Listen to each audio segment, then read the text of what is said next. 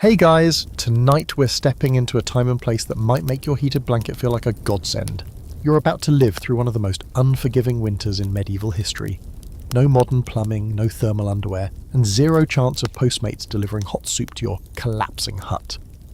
It's the year 1315, and while you're busy tugging at your frost-stiffened tunic, you'll soon realise you probably won't survive this. So before you get comfortable, take a moment to like the video and subscribe, but only if you genuinely enjoy what I do here. And let me know in the comments, what city are you listening from and what time is it right now? Are you wrapped in a blanket? Do you hear a fan humming softly in the background? Now dim the lights, maybe turn on a fan for that soft background hum, and let's ease into tonight's journey together. It begins in the lowlands of Europe. The air turns thick and damp around midsummer. Not that strange at first, but the rains don't stop. Weeks of grey skies slide into months, and the ground, soaked beyond saturation, drowns in its own despair. By late September, instead of the crisp bite of fall and ripe harvests filling barns, you've got spoiled grain rotting in the fields, the livestock slipping in the mud and keeling over from sickness. You can practically smell the mildew setting into the hay. The year is cursed. People whisper, and maybe they're right. By November, the temperatures drop, not in a cosy cocoa-sipping way, but in a your shoes freeze to the floorboards way. The earth, still soggy from the biblical rains, locks solid overnight. Roads, mud just days ago, are now jagged ruts of ice that shatter wagon wheels. The rivers crackle with frost, the wind shoves through gaps in your door like it owns the place, and you're still wearing the same 2 tunics you had last spring. You live in a small village on the edge of the Ardennes. One hall, a few thatched cottages, a church that doubles as a storm shelter, and a blacksmith who's already given up fixing ploughs. There's no real insulation in your home, just wattle and daub walls, and maybe if you're lucky, some moss stuffed in the cracks. Your family gathers in one room at night. Everyone, including the goat, because warmth is warmth. The hearth burns low, fed by scraps of wood you dragged in weeks ago. You ration fuel, food, and even movement, because breathing hard just fogs up your only glass window, and wiping it clears nothing but your hopes. Outdoors, the world goes still. You step outside before dawn to relieve yourself, and the moon glitters off the frozen fields like shards of broken mirror. A thin frost covers the stunted cabbages you tried to save with prayer in a burlap sack. You mutter curses under your breath, not too loud. You don't want to tempt fate, or the priest who says this winter is God's punishment for your sins. People started changing in the cold, not just their fingers. Those go purple by December, but their minds. That neighbour you used to trade eggs with, gone to another village or maybe just gone. No one's really sure. The miller's wife was caught boiling shoe leather in a pot, and honestly, it smelled edible. There's this glaze over everyone's eyes now, like they've forgotten spring was ever a thing. You catch your reflection in the icy bucket water and barely recognise yourself. You look like you're made of bark and bone. You're hungry, yes, but that's a background hum now. You dream of apples, not pies, just apples, with that crispy snap and tart bite. But your days are spent chewing dried peas and hoping your gut doesn't turn on you in the night. Once, your younger brother found a carrot under the snow, and you all stared at it like it was a diamond. One historical note here: this winter is part of the Great Famine of 1315 to 1317, one of the worst natural disasters Europe had seen in centuries. It wasn't just the cold, but the combination of non-stop rain, flooding, and then the sudden freeze that made everything worse. Over these years, an estimated 10 to 15% of the population died, mostly from starvation, but disease, desperation, and exposure played their parts. But let's get back to your freezing reality. You wrap your hands around the fire each morning and whisper thanks if you wake up with all your toes. That's not a joke. You've seen your uncle's foot, 2 blackened nubs where his smallest toes used to be. He laughed it off, said he was lighter now, but the smell of decay tells a different story. The local herbalist tried to rub it with goose fat and sage, but everyone knows he won't last till spring. You hear the whispers about whose turn it is to dig the grave, even before the body cools. Fringe fact time: did you know that people in this era believed that winter air could carry demons, not just colds or bad luck, but literal spirits that would sneak through cracks and suffocate children in their sleep? So families sometimes hung sprigs of dried herbs or carved protective runes into beams, hoping to confuse or frighten these invisible invaders. You probably did the same last week, if only because your grandmother insisted. There's one priest in the village who thinks this winter is a test. He walks barefoot into the snow, lashes himself with a frozen reed, and chants psalms until his beard is glazed in ice. He thinks your suffering has purpose. You think he's probably just hungry and bored. Scholars still argue over what caused this climate shift. Some blame solar minima, others volcanic activity, and some even wonder if it's the tail end of the medieval warm period collapsing into the Little Ice Age. Doesn't matter to you, you're just trying to get through another night. Your mother says not to worry, that God will provide, that snow is just sleeping water, that the sun always comes back. But when you look out at the barren field, the silence presses into your ears. No birds, no wind, just the faint crackle of something freezing deeper in the woods. You close the shutters, you huddle close, and you wait. The hunger creeps in before dawn like a slow ache behind your ribs. You can't remember the last real meal, something with colour, warmth, weight. These days, you're surviving on a thin gruel made from barley husks and mystery broth. And even that's starting to taste like wet parchment. You wake up cold, but it's the gnawing emptiness in your stomach that gets you out of bed. Or rather, off the straw-stuffed mat you share with your younger siblings, one of whom is coughing again. You hope it's not serious, you can't afford serious. The year is still 1315. And the Great Famine is tightening its grip like a cruel hand around the throat of every village in Northern Europe. It's not just the weather anymore, it's the chain reaction of loss. Failed crops mean empty granaries. Empty granaries mean no seed for next season. And without seed, there's no hope. That's when the hoarding starts. The locking of doors. The sudden silence when someone mentions food. You trudge to the community bakehouse, but there's no line today. No one has flour. No one even has bark. Some folks tried grinding tree bark into meal, mixing it with dirt and mashed roots to bake into what they call famine bread. You tried it once. Your teeth haven't forgiven you. You're not sure your intestines have either. One of the old men said it was like chewing salted leather, soaked in clay, which honestly sounds better than it was. Inside the bakehouse, the air is warm and hollow. The oven's cold, not a crumb on the stone floor. A child is crouched in the corner, chewing on a shoe sole, eyes blank. No one bothers him. It's not a joke anymore. This is just what survival looks like. You exchange a look with the baker's wife. She shrugs. No words left to say. You head back toward the cottages. Your breath fogs in the frigid air, trailing behind you like smoke. There's a line forming near the chapel. You already know what it is, another delivery of grain. Except it's not grain anymore. It's whatever the manor lords scraped together. Bran swept off barn floors. Fermented mash from beer casks, even some crushed bean that smell like mould. Still, you get in line. While you wait, someone mutters about the storm coming. Another? The sky's already leaden. The clouds dragging their grey bellies across the horizon like bloated animals. Wind picks up and you tug your cloak tighter. It smells of mildew and sheep and has a hole near the shoulder. You can feel the wind finding it, like it always does. A donkey collapses ahead in the queue. Its owner, an old woman in a torn coif, just sits beside it, rocking slightly. No one helps. You want to. You even take a step, but your mother's voice stops you, even though she's not here. Don't waste your strength. That's the motto now. Every motion is measured, every kindness taxed. It's not cruelty, it's conservation. Historically, this famine was catastrophic not only because of the weather, but because of the complete breakdown of infrastructure. Roads were impassable, trade halted, and feudal lords, who were supposed to support their serfs, hoarded what little they had. Some even raised rents in the middle of the crisis. There were no national relief programs, no grain reserves. The church offered prayer and sometimes soup, but not nearly enough. Starvation became a shared national identity. You finally get your portion, half a bowl of watery porridge with floating husks. It's warm though, and for a moment, that's all that matters. You sit on a frozen stump and sip slowly, letting the heat return to your fingers through the crude clay bowl. A raven watches from a bare tree branch. You stare back. It doesn't blink. Then you hear it, screaming somewhere near the village edge. You and a few others run, or more accurately shuffle, toward the sound.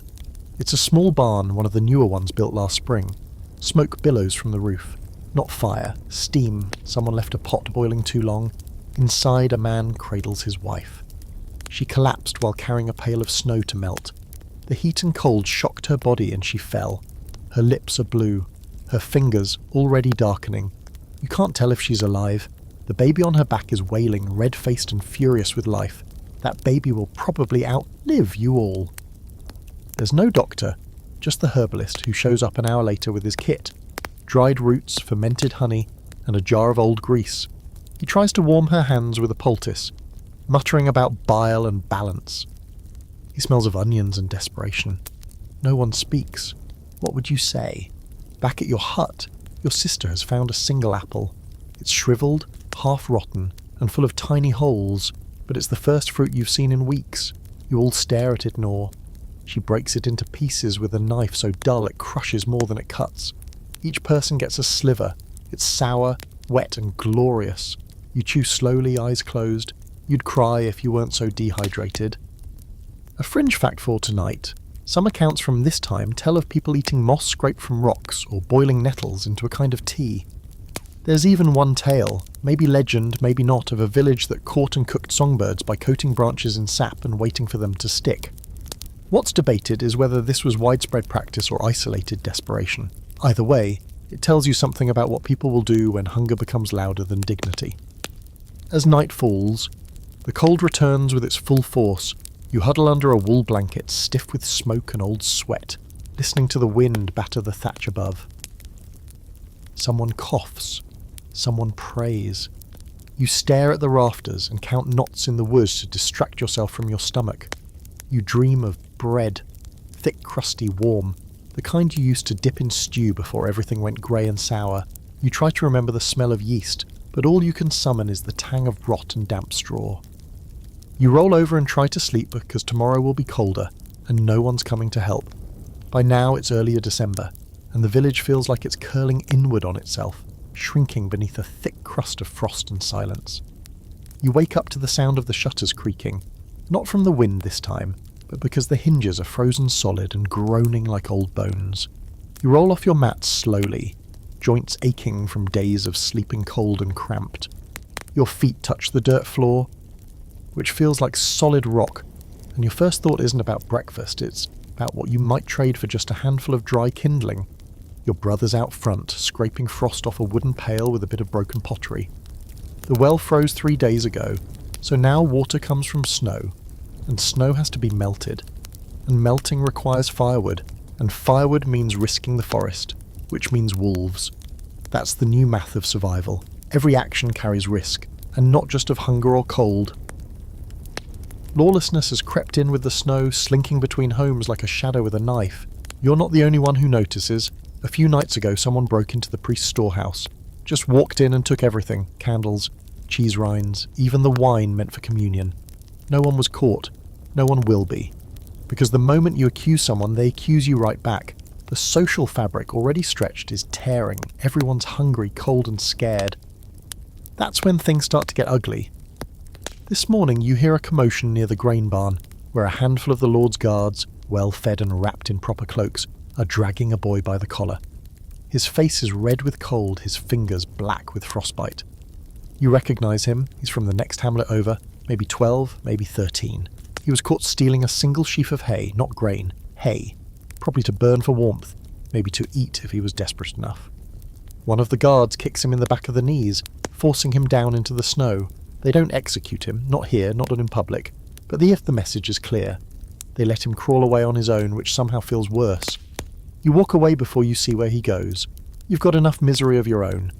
Back home, your mother is trying to boil something that might be a turnip, although it smells more like a boot. Your sister has taken to chewing pieces of leather and pretending it's jerky. Your father doesn't say much anymore. He just stares at the fire, jaw tight, eyes glassy. You worry he's given up, even if his body hasn't. Lawlessness, they say, comes fastest when justice disappears. And this winter, justice is buried under 6 feet of snow. Banditry has risen dramatically, especially along forested roads. You know of at least 3 families who were attacked on their way to neighbouring villages, hoping to barter or beg. And one man came back with a gash across his face and no shoes. Said they were taken by someone dressed in monk's robes, either a real monk gone rogue or someone playing holy for shock value. Either way, it worked. There's one road out of the village and you haven't walked it in weeks. It winds through dense woods and past a half-frozen creek, and usually it's quiet, but not today. Today you hear the howling. It starts just as the sun dips below the tree line, casting everything in shades of steel grey and gunmetal blue. The sound is distant at first, a low, drawn-out howl that raises the hairs on the back of your neck. Then another joins it. Then a third. You look up from your chore, splitting frozen beets with a rusted axe, and meet your neighbour's eyes. Neither of you says anything. You just listen. You've heard wolves before. Usually they keep their distance, lurking at the edge of the woods, eyes glinting between trees. But this winter has driven everything closer. You've seen rabbit tracks just feet from your door, pheasants pecking at manure piles for warmth. If prey is bold, predators are bolder. That night you and your family push the heavy table against the door and stack firewood under the windows. It won't stop a determined wolf, but it might slow one down. You keep the fire going through the night, feeding it with old fence posts and broken furniture. The house smells like burning varnish and desperation. Fringe fact of the evening, during particularly harsh winters, medieval villagers believed that wolves could become possessed by evil spirits, especially if seen during a full moon. One old tale says that if a wolf stares at your home for 3 nights in a row, someone inside will die before spring. You try not to think about that as you spot 2 glowing eyes across the field, unmoving, watching. The scholarly debate here is interesting. Some believe wolf attacks increased dramatically during famines because the animals had no food and became emboldened. Others argue that many of these attacks were exaggerated or misattributed, used as a scapegoat for disappearances, or even murders. But you, standing in the snow with a pitchfork and your pulse in your throat, don't really care what scholars say. The threat feels real enough. The next day, a girl is missing from the edge of the village. Her father finds only footprints in the snow and drag marks leading into the woods. Could have been wolves. Could have been something worse. No one says her name after that. Her home sits quiet, door open, soup still warm on the hearth. By week's end, the village has stopped venturing out after sunset. Doors are barricaded. Children are kept silent. The bell in the chapel tower rings every evening at dusk, warning everyone to get inside. The sound echoes over the frozen fields like a funeral hymn. You begin to change too. Your hands are always cold now, even near the fire. Your skin's dry and cracked, lips split. Your belly growls constantly, but food no longer excites you. Even dreams of bread feel distant, like echoes of a life you don't remember living. You move slower, speak less. You're conserving. You're surviving. Every morning you expect the snow to let up, but it keeps falling soft and relentless, like the sky is trying to bury you alive. The wolves don't leave. If anything, they get braver. By the second week of December, you're seeing prints. Huge, sharp-toed things in the snow just outside your doorway. The dogs in the village stopped barking 2 nights ago. Some say they ran off. Others think they were taken. The silence feels heavier now, as if the wind itself is holding its breath, waiting for something awful to arrive. At dawn, you head out with your cousin to chop wood. It's not really chopping, though. The axe is dull from overuse, the handle cracked, and the wood itself is half frozen, like trying to split stone with a spoon. Every swing is a test of your shoulders and your patience. The trees groan in the wind, their bare limbs creaking like ancient bones. The sun hangs low, pale and sickly, barely offering enough light to see by. It is not even 10 a.m, but it already feels like dusk. You work quickly, always glancing toward the woods. Then you hear the howl again, this time closer, much closer. You and your cousin freeze, the kindling forgotten at your feet. He slowly turns his head, and you both scan the edge of the forest. Nothing but trees and frost, but you can feel the presence, a kind of pressure in the air, something watching. You both back away without a word, dragging the wood bundle between you, breath clouding and nerves frayed. When you reach the cottage, your mother bolts the door without asking. The wolves are clever. They wait. They don't strike right away. Instead, they let fear do the work for them. Some villagers talk about wolves that walk upright, creatures with human eyes. One drunk swore he saw a man-wolf wearing a priest's robes. Another claimed he saw one laughing, actually laughing, after snatching a goat. You want to dismiss it, say it's just fear-twisting minds, but the truth is everything feels possible now, a historical fact worth chewing on. In harsh medieval winters, wolf attacks were not uncommon. Entire towns reported sightings of packs roaming roads, attacking lone travellers, even at circling settlements. France in particular saw a spike in recorded wolf incidents during cold spells. In 1450, centuries after the winter you're surviving now, the beast of Gévaudan terrorised the French countryside. An event still shrouded in debate, possibly a wolf, possibly something else. So while you might scoff today, back then, the fear was real, and for good reason. The village elders hold a meeting in the church. You're not invited, too young, too poor, too expendable, but you hear the whispers afterward. They talk of setting traps, poisoning meat, even lighting fires around the village perimeter, though no one wants to waste the precious fuel. One man suggests hunting the wolves, but no one volunteers. The blacksmith laughs bitterly and says, "Let them come. At least we'll have meat again." No one laughs with him. The next morning, you're shaken awake before dawn. Something's happened. You rush outside, boots half-laced, coat flapping open. The snow glows faintly under a full moon still lingering on the horizon. People are gathered around the edge of the village where the shepherd's hut used to be. Now it's gone, burned to the ground. Smoke curls into the sky, like a slow, sad ghost. They say the wolves got in through the roof, tore a hole straight through, dragged the sheep out one by one. The shepherd tried to fight them off with a rake. They found pieces of him in the snow. The rest is just ash and soot. This is the turning point. No more talk of traps or waiting. People begin reinforcing their homes. Fences are torn down and rebuilt into barricades. Old beams are stripped from barns to cover windows. The blacksmith starts fashioning spears from whatever metal scraps he can find. They won't stop wolves, not really, but people feel better holding something sharp. Still, you feel the change. It's not just fear anymore, it's resentment. You overhear people muttering that the wolves are punishment, that someone in the village brought this on, maybe someone with bad blood, maybe someone cursed, and that's how the real danger begins. Because in the absence of food and light and heat, people start looking for someone to blame. Fringe belief incoming. In parts of medieval Europe, it was widely held that certain people could turn into wolves. Not just werewolves as horror legends would have it, but actual cursed souls who took on the form of animals in the dead of winter. Some claimed that witches used the cold to cast dark spells, drawing wolves to the village as messengers or assassins. If someone looked you in the eye too long, or if their chimney smoked too late at night, they might be hiding something. You think it's ridiculous, until it's your neighbour they accuse. Old Tomlin lived alone since his wife died 2 winters ago. Kept to himself, raised rabbits, harmless. You've known him your whole life.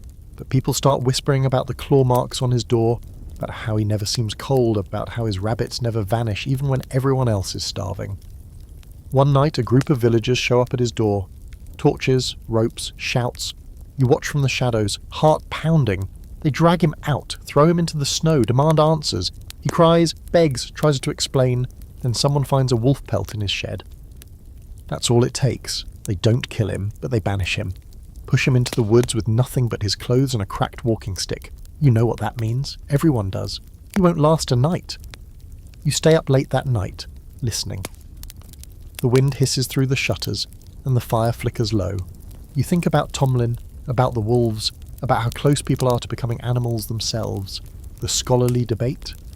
Whether accusations like that were driven by fear or calculated cruelty. Some historians believe villagers used witchcraft or werewolf rumours as tools to get rid of burdens. Those who ate too much contributed too little. Others argue the belief was genuine, rooted in centuries of folklore and reinforced by church teachings that made demons and curses feel terrifyingly real. Either way, the result was the same. Suspicion became a weapon, and winter was its blade. The next morning, fresh snow has fallen. You open the shutters just enough to peek out. There, in the middle of the road, is a rabbit. Whole, still freshly killed, its throat torn out. You step outside, the wind bites instantly. You glance around, no tracks, just the rabbit. As if left for you, you don't hesitate, you scoop it up and hurry back inside. Maybe it's a gift, maybe it's a warning. Either way, tonight, you eat. You never thought a dead rabbit could feel like a miracle. It's warm in your hands. Heavier than it looks, the fur soft beneath your stiff fingers. You turn it over once, twice, just to make sure it's real. The throat is cleanly torn. A red slash across snowy fur, but the body is untouched. No teeth marks, no paw prints in the snow, just the rabbit, sitting in the middle of the road like a gift left on your doorstep by something or someone that doesn't need a thanks. You don't tell anyone where it came from. You just bring it inside and close the door behind you fast, heart thudding. Your mother looks up from the fire with wide eyes, like she's forgotten what real meat even looks like. She takes the rabbit carefully, reverently, like it might vanish if she moves too fast. "I'll cook it slow," she whispers. "Tonight." It's the most meat any of you have seen in weeks. You try not to wonder why it showed up, or who, or what left it. It's food, that's enough. The rest of the day is heavy with anticipation. Your siblings can barely contain themselves. The little one keeps asking if the rabbit has a name, like maybe that would make eating it feel more polite. You tell her it was probably named Dinner, the moment it hit the snow. By dusk, the smell is floating through the cottage. Actual meat.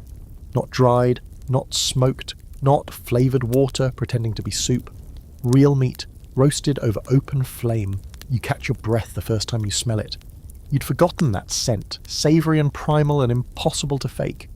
Your mouth waters so hard it hurts. Outside, the wind moans, but the shutters hold. The walls creak, but the fire is strong tonight. Your mother serves the rabbit with a little barley and wild garlic she's been hiding for a special moment. This is it. The special moment.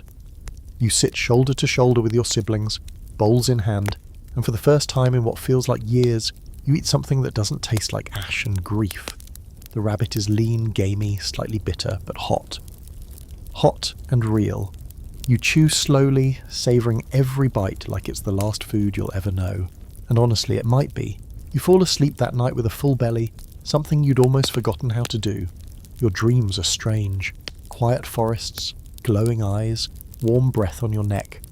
You wake up before sunrise, unsure if something touched you or if you imagined it. The door is still locked. The rabbit's bones are gone, buried outside in the snow like your mother insisted. "Just in case," she'd said.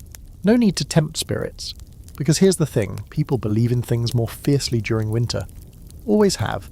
When the nights stretch on forever and the stars seem cold and angry, people look for meaning in anything. Omens in the shape of snowdrifts. Messages in the way smoke curls from a chimney. That rabbit. Some say it was charity. Others might say it was a warning. You still don't know. You just know it was watching. You felt it. Right before you picked it up. You weren't alone." A historical footnote to chew on. During periods of extreme hardship in the Middle Ages, magical thinking skyrocketed. People turned to relics, saints, superstitions, anything that offered structure in the chaos. Holy wells were visited more often. Offerings were left for long-dead saints. Villagers in isolated areas even whispered prayers to the old gods, the ones buried under centuries of Christian fear. When the world freezes, reason often does too. The rabbit isn't the last strange thing either. 3 days later, a man arrives in the village. Alone, no horse, no sled, just a sack slung over his shoulder and a short bow strapped to his back. He's not from around here. His accent's strange and his beard is clean, trimmed even. That alone makes people suspicious. Most men around here are starting to look like frostbitten scarecrows. He says his name is Ruark, and he's a trader, or was, until the roads froze and his cart broke down. He says he's just passing through, looking for shelter. But he doesn't seem cold, not really. His boots are dry, his coat looks new, and his eyes are the colour of old ice. The village elders don't trust him, but they don't turn him away, not in this weather. He's given a place in the church where the air is marginally warmer and the rats are less bold, but people keep their distance. They watch him. You're curious, though. You sneak over that night just to see. He's sitting by the altar, warming his hands over a candle, humming something low and strange. You don't recognise the tune. It sounds older than Latin, older than anything you've ever heard. He sees you, smiles. "You ate the rabbit," he says. Your blood runs cold. You don't answer. You just stare. "It was meant for you," he adds, his voice like snow falling into still water. "A test. You passed." And then he turns away. As if that's the end of the conversation. You don't sleep well that night. Not because of fear, though there's plenty of that, but because you can't stop wondering, how did he know? There's an old story your grandmother used to tell about a creature that roams in winters like this, offering help to those who are still human enough to share. It leaves gifts for the desperate, watches the kind-hearted, and punishes the cruel. You never believed it. Now, you're not so sure. Fringe belief for this chapter. In certain regions of medieval Europe, people believed that harsh winters brought not only wolves and sickness, but spirits that tested the moral fabric of a village. The Slavs had Morosko, the frost spirit who both rewarded and punished. The Celts spoke of the Cailleach, a hag of winter who shaped the land with her staff and demanded respect. In hard winters, stories like this weren't just bedtime tales. They were social control, wrapped in mystery. Scholars still argue about their origins. Some say these were metaphors, psychological coping mechanisms. Others believe they were memories of older gods softened by time and reshaped by the church. But none of that matters much to you. Not here, not now, because the next morning Roark is gone. No footprints, no packed bag, no bow, just a single rabbit bone, cleaned and polished, sitting on the church altar. The rabbit bone stays on the altar for 3 days. No one touches it. Not even the priest, who's usually quick to tidy anything left unattended near holy ground. It just sits there, white, smooth, and glinting faintly in the candlelight like it doesn't belong to this world. People come into the church to warm themselves, to pray, or to just sit in the relative silence. Everyone sees it. No one talks about it, but they all feel it. You walk past it once and swear the air gets colder. Not just the physical cold that's been gnawing at your joints for weeks, but a stillness deeper than snow, like the kind that falls when something is watching. You wonder if it's a warning, or maybe another test. Outside, the village shuffles on. The cold hasn't let up, not for a single day. The sun rises like an afterthought, skimming the treetops and vanishing by afternoon. Even the crows are fewer now, as if nature itself has called time on your little outpost. The world is a painting in grey and white, ash sky, bare branches, snow like a dirty shroud. And life inside the walls isn't much better. The manor lord has retreated to his tower and stopped sending grain rations. The guards now walk in pairs, swords drawn, eyes hollow. When one of them collapses from fever near the village square, no one helps him up. They just watch. It's not hatred anymore, it's detachment. Survival has melted everything else away. You spend your days in the same loop, collecting snow to melt, feeding the fire, trying not to think about hunger. The rabbit gave you a brief reprieve, but now your stomach's back to twisting itself into knots. You chew dried twigs sometimes just to feel like you're eating. Your breath smells like metal. Your gums bleed. And the animals, those that are left, are acting strange. The goats won't go near the church anymore. A few pigs, gaunt and wild-eyed, escaped their pens and now roam the village like drunk bandits, rooting at frozen garbage heaps and squealing at the sky. One of them wandered into your cottage last night, sniffed the fire, then bolted like it had seen something none of you could. You wanted to catch it, but part of you was too scared of what it saw, of what might be behind it.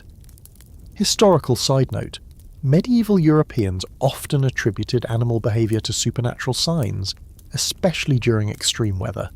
If your cow refused to cross a threshold, it wasn't a stubborn cow, it was a warning. Entire planting seasons were altered based on the behaviour of sheep, and cats, well, they were witches half the time, according to half the population. Logic bent easily in the cold, but logic isn't doing you much good these days.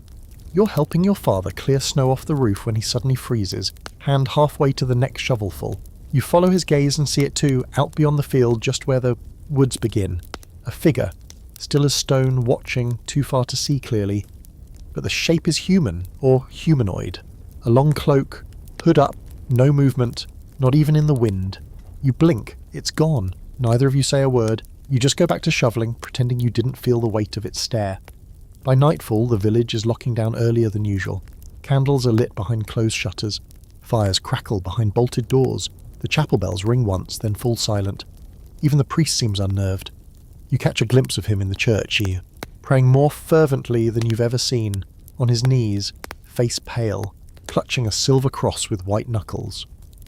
That night the wind changes. It's sharper somehow, like knives in motion. You dream of hoofbeats on snow and a voice that keeps repeating your name, softly at first, then louder, like it's inside your chest. You wake up gasping, the air freezing in your lungs. The fire has gone out. In the pale moonlight you see prints on the floor. Not boots, not paws, bare feet. Human droit says, but wrong. The toes are too long, the arch too high, the stride too wide. They start near the fireplace and lead to the door, then vanish into the snow outside. You don't wake anyone. You just sit there, back against the wall, knife in hand, and wait for the dawn. When morning finally comes, you're not sure it's better. You drag yourself outside and find the village gathering around the chapel. There's something on the church door, nailed right into the wood. 3 bones, arranged in a triangle, all rabbit, clean, white. Below them, carved into the wood with something sharp and deliberate. One was spared. 3 will not be. The priest is white as the snow around him. He orders the bones taken down and burned. Some people argue against it, say it might be worse to destroy them, that they're not a threat but a marker, a map. You don't know what to think anymore. Fringe fact of the day, medieval cryptic warnings weren't always metaphor. Carved symbols, bone arrangements, and even human remains were sometimes used to deliver messages between rival clans, rebel groups, or religious zealots.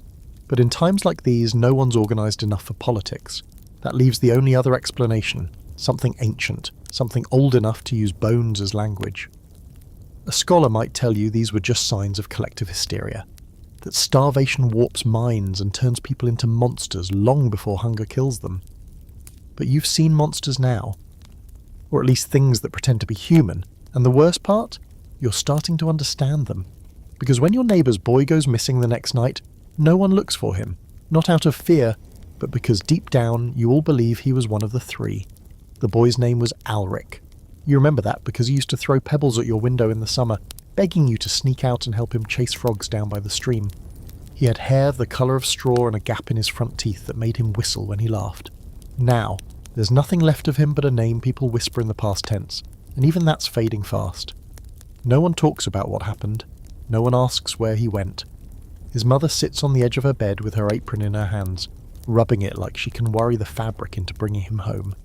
His father, a thick-shouldered man who once chopped firewood shirtless in winter just to show off, but won't meet anyone's eyes. He stands near the hearth all day now, staring into the embers, like maybe if he watches long enough he'll see his son's reflection in the flames. You know what everyone's thinking, even if they won't say it out loud. Alric was one of the 3. The second bone offering is coming, maybe tonight, maybe tomorrow, but it's coming. Just like the cold, just like the hunger, just like the strange shapes moving at the edge of the woods and the worst part, you don't even question it. That's the real horror. The speed at which everyone accepts the abnormal. Last month you would have screamed at the sight of bones nailed to a church door. Now you wake up checking your own doorway, just to make sure it isn't your name written in marrow. The freeze deepens. Ice creeps in through cracks in the walls, forming delicate spiderwebs across your wooden beams. Your breath fogs indoors, even with the fire going. You layer on every scrap of cloth you own, shirts, wool rags, a tattered cloak that smells like old potatoes. You've stopped changing clothes entirely because everything is too cold to remove. You stink, everyone does, and no one cares. You try to keep busy. That's the trick with this kind of suffering. Keep your hands moving, your mind occupied. So you mend things. A hole in the roof with a patch of deerskin, a broken stool with nails you pulled from your own doorframe. You sharpen sticks into stakes just in case. You rearrange furniture to cover the windows better. You learn how to sleep with one eye open, how to breathe quietly so no one hears you thinking. But nothing keeps the cold out completely, especially at night. You hear things now. Not just the wolves, those are still there, howling at regular intervals like they're keeping, but other things. Creaks in the snow when no one's outside.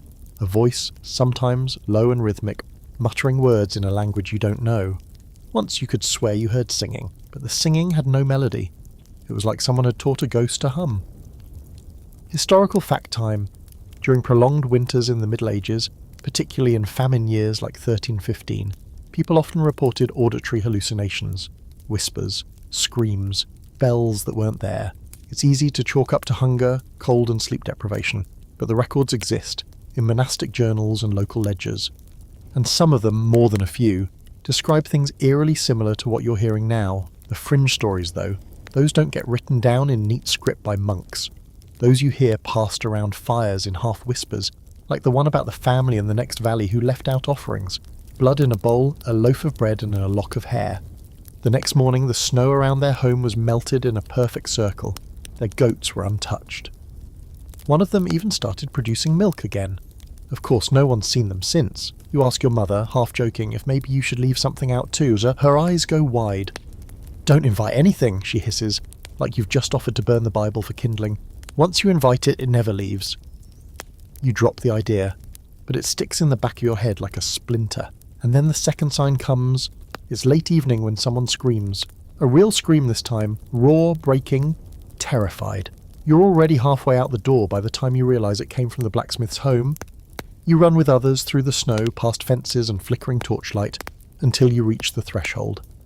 The blacksmith's wife is on her knees in the snow, hair tangled, hands covered in blood. Her eyes are wide, but she's not looking at anything. Just past everything, the kind of stare you only get when your mind refuses to process what it's seeing. There, nailed to the beam above their door, are 3 more bones, another rabbit, another triangle. But this time beneath it, something worse. A tongue, human, still fresh, still wet. You know whose it is. Gideon, the blacksmith's apprentice. 16 years old, cocky, loud, always flirting with the girls, gone now, or at least most of him is. The blacksmith says nothing.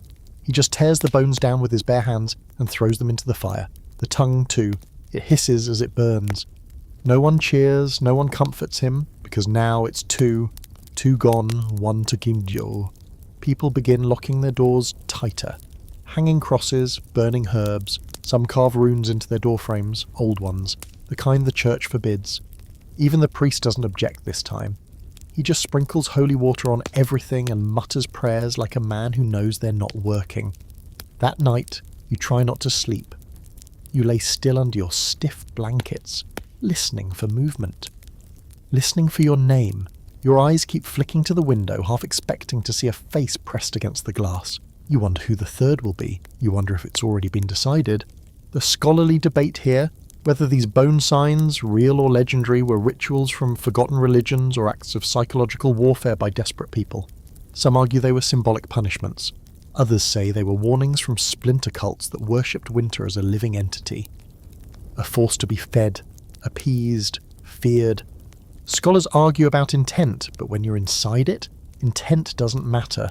You just know something's counting, and you're hoping like hell that it stops at 3. By now, your whole world is narrowed to the cold, the dark, and the number 3. 2 gone, 1 to go, every time someone coughs, stumbles, or is a little late coming home from gathering firewood. Everyone looks at them just a little too long. You can feel it settling in, the counting. People eye each other like cattle at market, like one of you is already marked and no one wants to get too close in case whatever's out there is contagious in more than just hunger or fear. No one talks about Gideon. His name is scrubbed from the air like a dirty secret.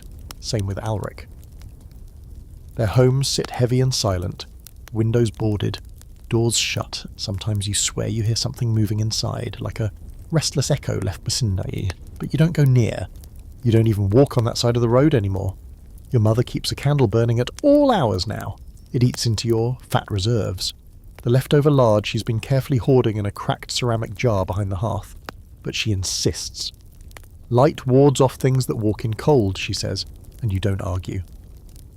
The candle flickers through the night, its glow soft and unsteady, and you start counting the seconds between wax drips just to stay awake. But sleep always wins eventually, and when it does, your dreams get worse. This time it's not just strange sounds or shifting shapes. You're in the forest, barefoot, teeth chattering, and the trees are whispering. Not creaking, whispering. Like 100 voices just under your hearing, threading through the branches. They're saying your name again. Only now you understand the words. You are the third, you are the third. You wake up gasping, soaked in cold sweat. Your breath fogs in the air. The candle is still lit. But the wax has pooled strangely. 3 drops melted into a perfect triangle. You don't tell your family. You don't tell anyone. You start to think maybe it's just you. That maybe you're unravelling.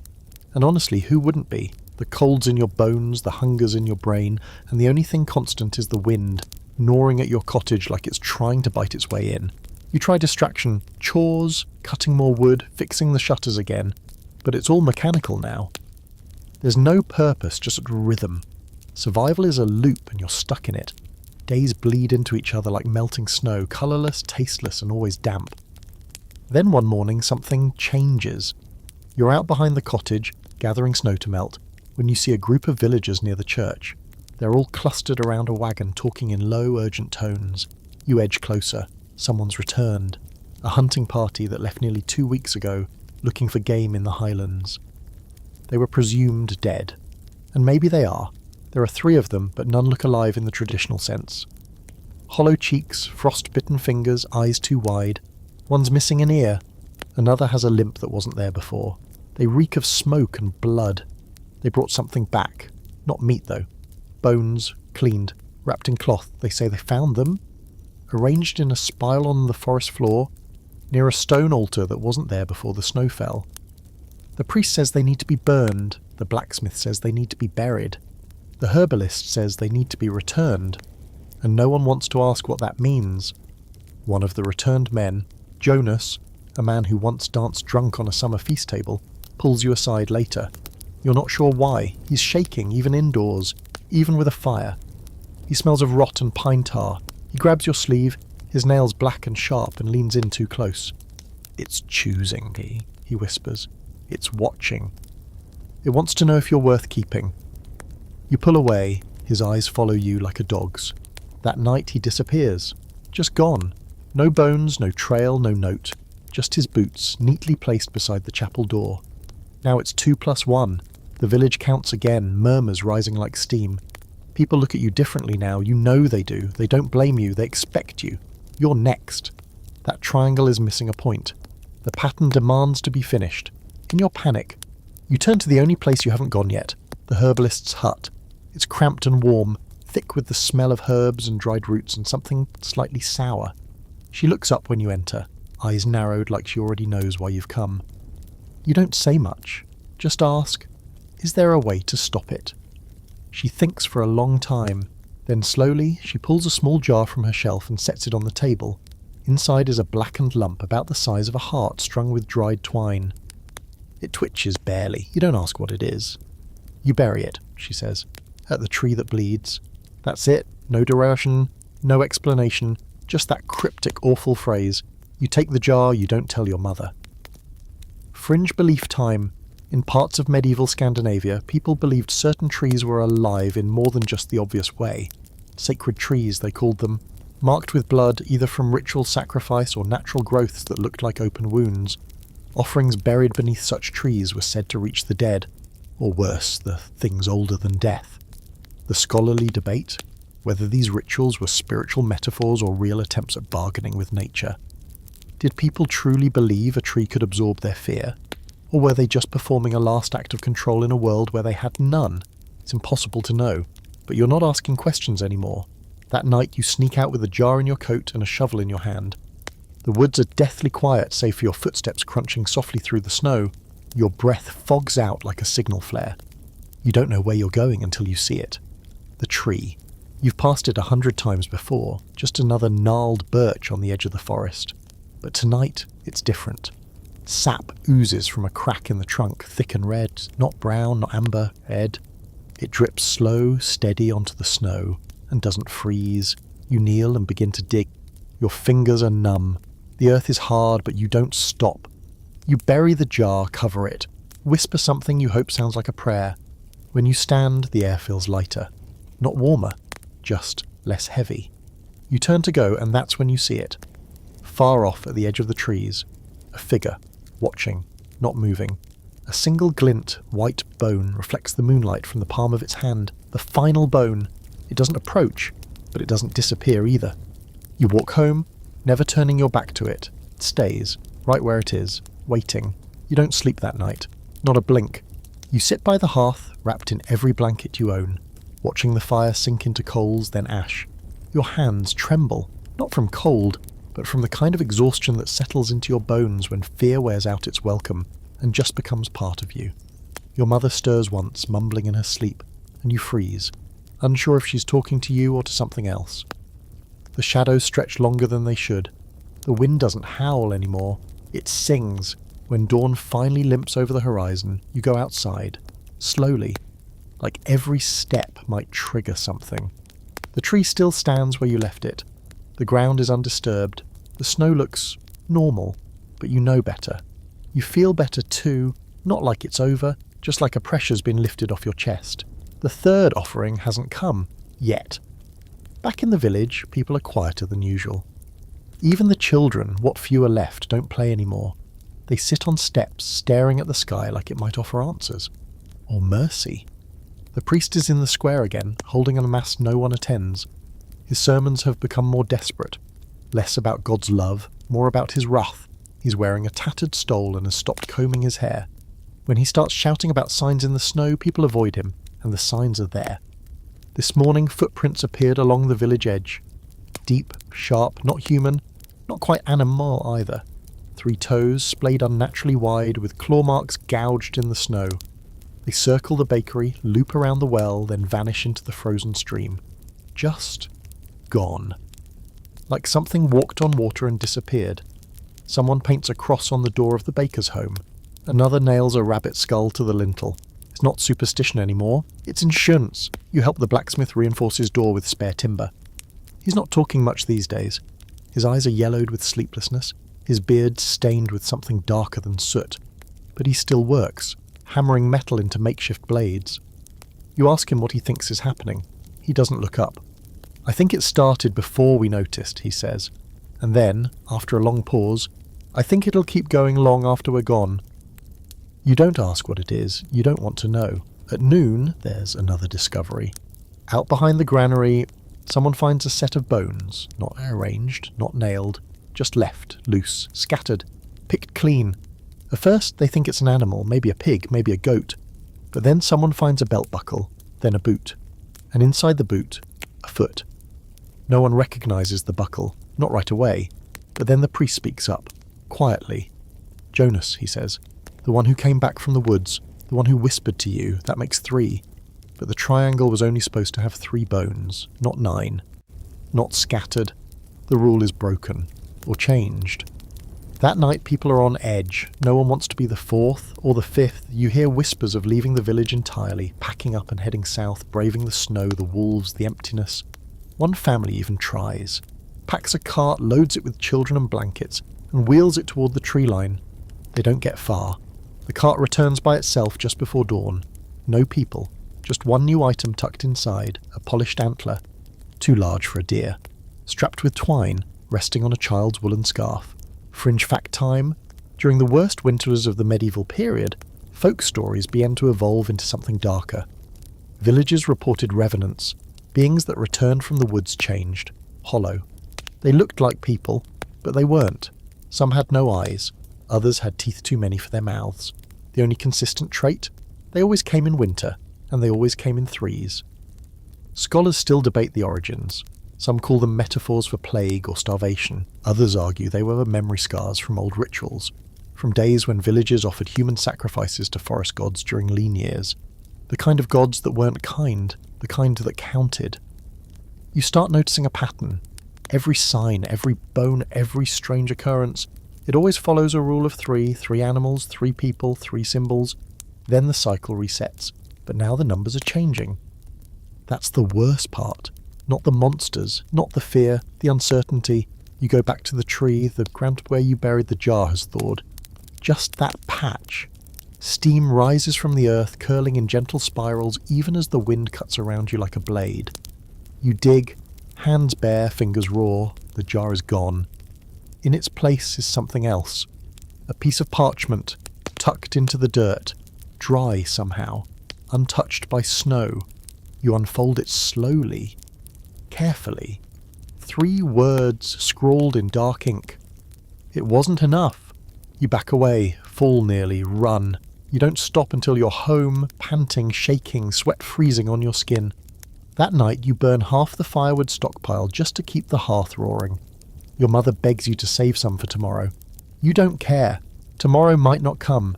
You sit by the fire all night, blade in hand, eyes on the door, waiting, listening. And just before dawn, when the candle finally sputters out, you hear it. A knock. 3 times, and not a bang. Not a scratch. A knock. Polite, rhythmic, measured. You don't answer. You don't breathe. The door creaks, just slightly. Then nothing. You wait until the sun rises to move, and when you open the door, there's nothing there. Just a single footprint in the snow, human, but bare. You follow it with your eyes until it vanishes over the hill. And in that moment, you know one thing with absolute clarity. The rules are gone. Now it's just a game. And you're still playing. You've stopped asking questions. They don't matter anymore. You don't care why the footprint was there, or how it vanished without a trail, or why the knock on the door sounded exactly like your father's used to when he came home late from the tavern. He's been gone 5 years now, buried deep under the willow tree behind the chapel. But that knock, It was his, right down to the second pause between the last two wraps. You don't tell your mother, she's barely holding together as it is. Her face has gone pale and hollow, the skin around her eyes darker by the day. She's started sleeping during daylight hours and staying up through the night, like she doesn't want to dream anymore. You understand? Your dreams have turned into endless corridors of snow and whispering trees that lean too close. After the knock, you don't leave the cottage for 2 full days. You take your meals by the fire, sip melted snow slowly, and watch the light from the window creep across the walls like a reluctant guest. On the 3rd day, the food runs out. Again. So you finally step outside, half expecting the world to have changed completely. It hasn't. And that's somehow worse. The sky is still the colour of dirty wool. The snow is still heavy, pitted with the strange tracks you no longer point out to anyone. The chapel bell is still broken, and the village looks exactly like it did before. The same bent silhouettes of cottages, the same frozen troughs and collapsed fences, the same Sebners that makes your teeth ache. But there's one difference. At the edge of the village, where the road splits toward the woods and the frozen creek, a market square has appeared. You blink, step closer, rub your eyes. It's there, a dozen stalls, weathered and skeletal, all arranged in a perfect circle, each one covered in thick snow with torn canvas awnings flapping gently in the wind. There are no merchants, no goods, just the framework, like something was built overnight and abandoned just as quickly. You're not the only one staring. A few villagers have crept out, keeping this on their distance, peeking from behind doorframes and fences. No one walks into the circle. Not yet, but you do. You step into the centre, boots crunching on frost-covered cobblestones that shouldn't be there. You know this place. You grew up here. This was just empty field. There's no reason for a market square. Not unless someone, or something, put it here. The air inside the circle is different. Warmer slightly. Your breath fogs less. The wind doesn't bite quite as hard. There's a smell too, something old, not rot exactly. Not meat either. Like leather that's been buried or fabric soaked in bone broth and left too long in the sun. It clings to your coat, your hair. Each stall is the same. Empty crates, hooks for hanging wares, tables with nothing but frost. Except one. The farthest stall at the northmost point of the circle has something beneath the canvas. You approach slowly. The flap lifts on its own. Inside is a single object. A mask. Wooden, crudely carved, with long antlers branching from the crown. Its eyes are wide and hollow. The mouth is a sharp, toothless grin. It rests on a black cloth folded like a priest's robe.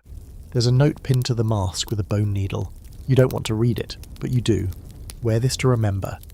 Feed this to forget. Under the cloth there's a pouch. You open it. Inside are dried berries. Blood red, shriveled, glossy. You don't recognize them. You pocket them anyway.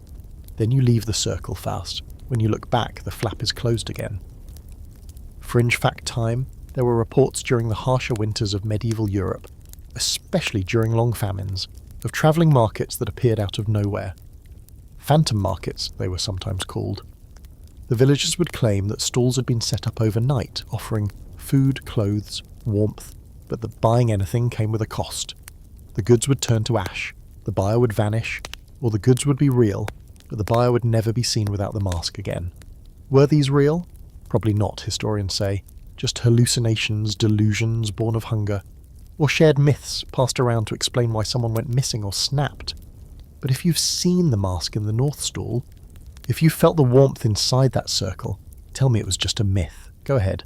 Because that night, the village holds a gathering, not a feast, there's nothing to feast on, but a vote. A cold, desperate vote. They want to choose someone to send into the woods, as an offering, not out loud, of course. No one says the word sacrifice, they say scout, messenger, deliverer. But you know, they want to feed the cold. You sit with your mother in the corner of the meeting hall, wrapped in a shared blanket, and watch the debate. Some are crying, others are angry. One man is already sharpening a knife. The priest says it's blasphemy. The blacksmith says it's survival. Your name comes up once, no one seconded it. But you heard it. You stay silent, That night, you don't go home, you go back to the circle. To the stall, you put on the mask. The moment it touches your face, the world changes. You can see heat. Light pours from windows like rivers. Footprints glow on the snow like molten cracks. You see figures moving at the edge of the woods, tall, lean. bent at wrong angles, covered in fur that doesn't shine. They see you, too. One raises its hand, 3 fingers, always 3. You take the berries from your pocket and eat one. Your memories begin to fade, but not all. Just the warm ones, summer sun on your skin, your father's laugh, the taste of bread baked fresh, the name of the girl who kissed you once behind the well. Gone. You eat another. Now you forget the sound of your voice when you are happy. You drop the rest in the snow and tear the mask off, gasping. You're shaking. Crying, maybe. It's hard to tell. The warmth is gone, the vision too, but the forest is still watching. And when you get back to the village, there's a trail of footprints leading to your door. Only your door. The votes are in, you are the offering. You stare at the footprints for a long time.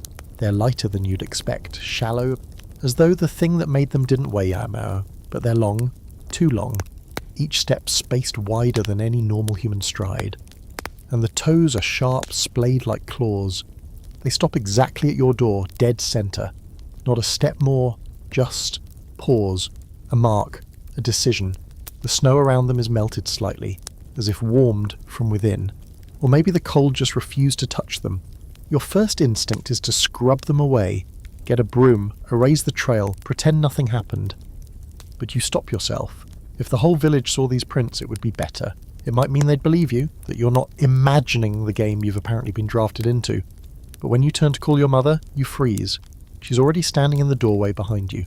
Her expression unreadable, mouth slightly open, eyes not quite focused. She's seen them, and she says, they've made their choice. No emotion, no panic, just that. It hits you differently. Hearing it from her mouth. Like confirmation that the rules aren't just in your head. That this isn't madness, or hunger, or some twisted metaphor for communal guilt. You've been marked, claimed, or maybe invited. The difference doesn't matter. She doesn't stop you when you go back inside and start packing.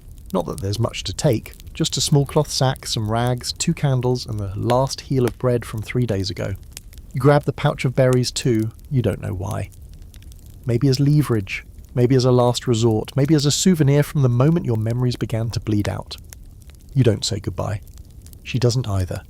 Just a single nod and you step into the snow. The village is silent as you walk. Not a single soul peeks from a window or cracks a door. No one offers you food, no one throws you out either. You're not a prisoner, you're a payment. A lamb dressed in threadbare wool. You take the northern path, the one that leads past the frozen stream, over the ridge, into the deep forest where even the wolves won't go. The snow crunches underfoot. The trees groan like old men shifting in their sleep. Branches above you scrape against each other like dry bones. You feel the cold differently now, not as something outside you, but inside, nested beneath your ribs like it's claimed permanent residence. You walk until your legs scream. Then you walk more.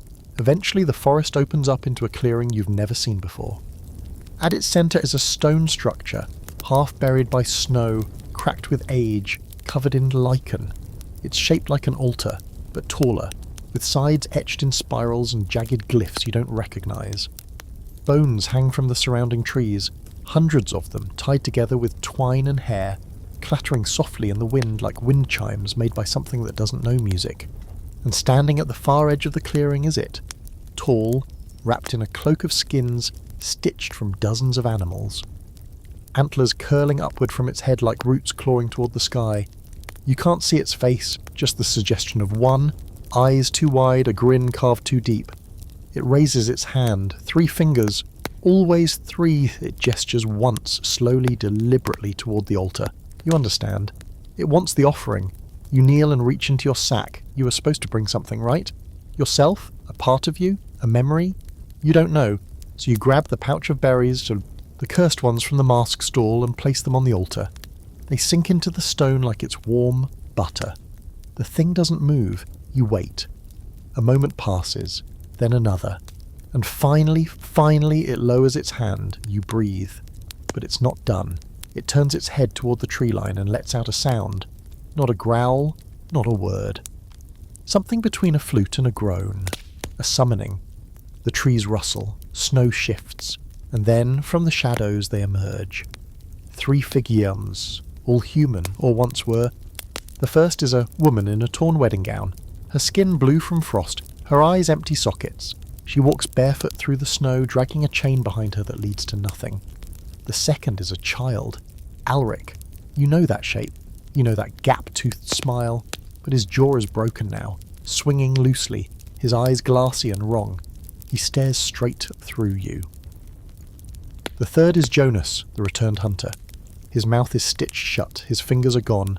They form a triangle around the altar. The creature steps back, arms wide, like a host welcoming guests to a grim feast. The three open their mouths, except Jonas, who bleeds silently through the threads, and then they begin to speak. Not words, not anything you can make sense of, but the sound goes into you like cold water down your spine. You fall to your knees, your nose bleeds, your teeth chatter. You try to stand, but the snow rises, swallowing your knees, your hips, your role. You scream, but your voice is lost in the wind. And then, just as you feel your chest begin to cave in, it stops. Silence. The snow settles, the figures are gone, the creature is gone, the altar is empty, you're alone, alive. You stumble backward, collapsing into the snow, gasping like someone just pulled you out of deep water. You lie there for minutes, hours maybe, until your heart slows, until you remember your name, until you believe you're still real, and then you walk home. The sun is rising when you reach the village. Smoke curls from chimneys, the chapel bell tolls, and your mother is waiting at the gate, tears on her cheeks, arms outstretched. "You came back," she whispers. You nod, but you don't go to her. You look down at your hands. Your fingers are longer now, just slightly, and your shadow? It splits at the top, into 3 antlers. You don't tell her what happened in the woods. How could you? There aren't words for that kind of thing, not in your language or any other. No vocabulary for snow that swallows sound, for dead children who speak in frostbitten tongues, for shadows that wear faces. You don't tell her you knelt at the altar. You don't tell her the creature let you leave. You especially don't tell her what you saw when you looked down into the snow and caught your own reflection in a half-thawed puddle. Those eyes that weren't yours, not quite, and the faint line of pale ridges where antlers should never grow. She hugs you, tight, sobbing into your neck, repeating thank you over and over like a prayer. Her warmth feels good. Her body smells like herbs and salt and home, but you don't feel like you anymore. You feel like something that survived, and maybe wasn't meant to. The village doesn't ask many questions. You return to quiet stares and murmured words, a mixture of awe and superstition. No one touches you. Even the blacksmith, who once clapped your back so hard it nearly knocked the air out of your lungs. Only nods when he passes, is the kind of reverence usually reserved for priests or dead saints. Except you're neither. You're the one who went into the forest and came back. They treat you like proof that it can be done, but you know better. That night, the snow falls again. Thicker, heavier. The sky presses down like a lid. You sit by the fire while your mother stirs a thin soup made of beans and dried nettle. Your sister hums to herself in the corner, quietly threading scraps of cloth into something that might become a doll. It's the first time in weeks the air doesn't feel like it's made of knives. Still, you watch the door, just in case. Because no deal comes without debt. You don't know what you paid in that clearing. You don't know when or if the cost will come due, but you feel it ticking behind your ribs like a magned heartbeat. A countdown. You wake in the middle of the night and find yourself standing outside barefoot in the snow. No memory of leaving bed. There's no wind, no noise, just the sound of your own breath, and the faint rhythmic tap of something wooden. You turn. The mask is hanging from your front door. The antlers gleam in the moonlight. The eyes are dark. You don't touch it. The next day you go to the monastery, not for faith, but for answers.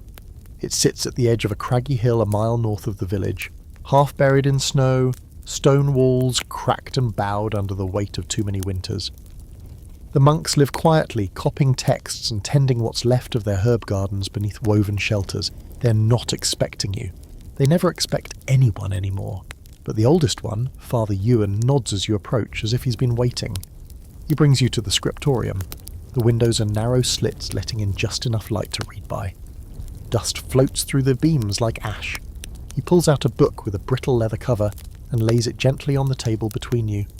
Inside, there are sketches. Crude, faded ink, a tree bleeding red sap, a stone altar, figures with antlers for crowns and mouths full of thorns.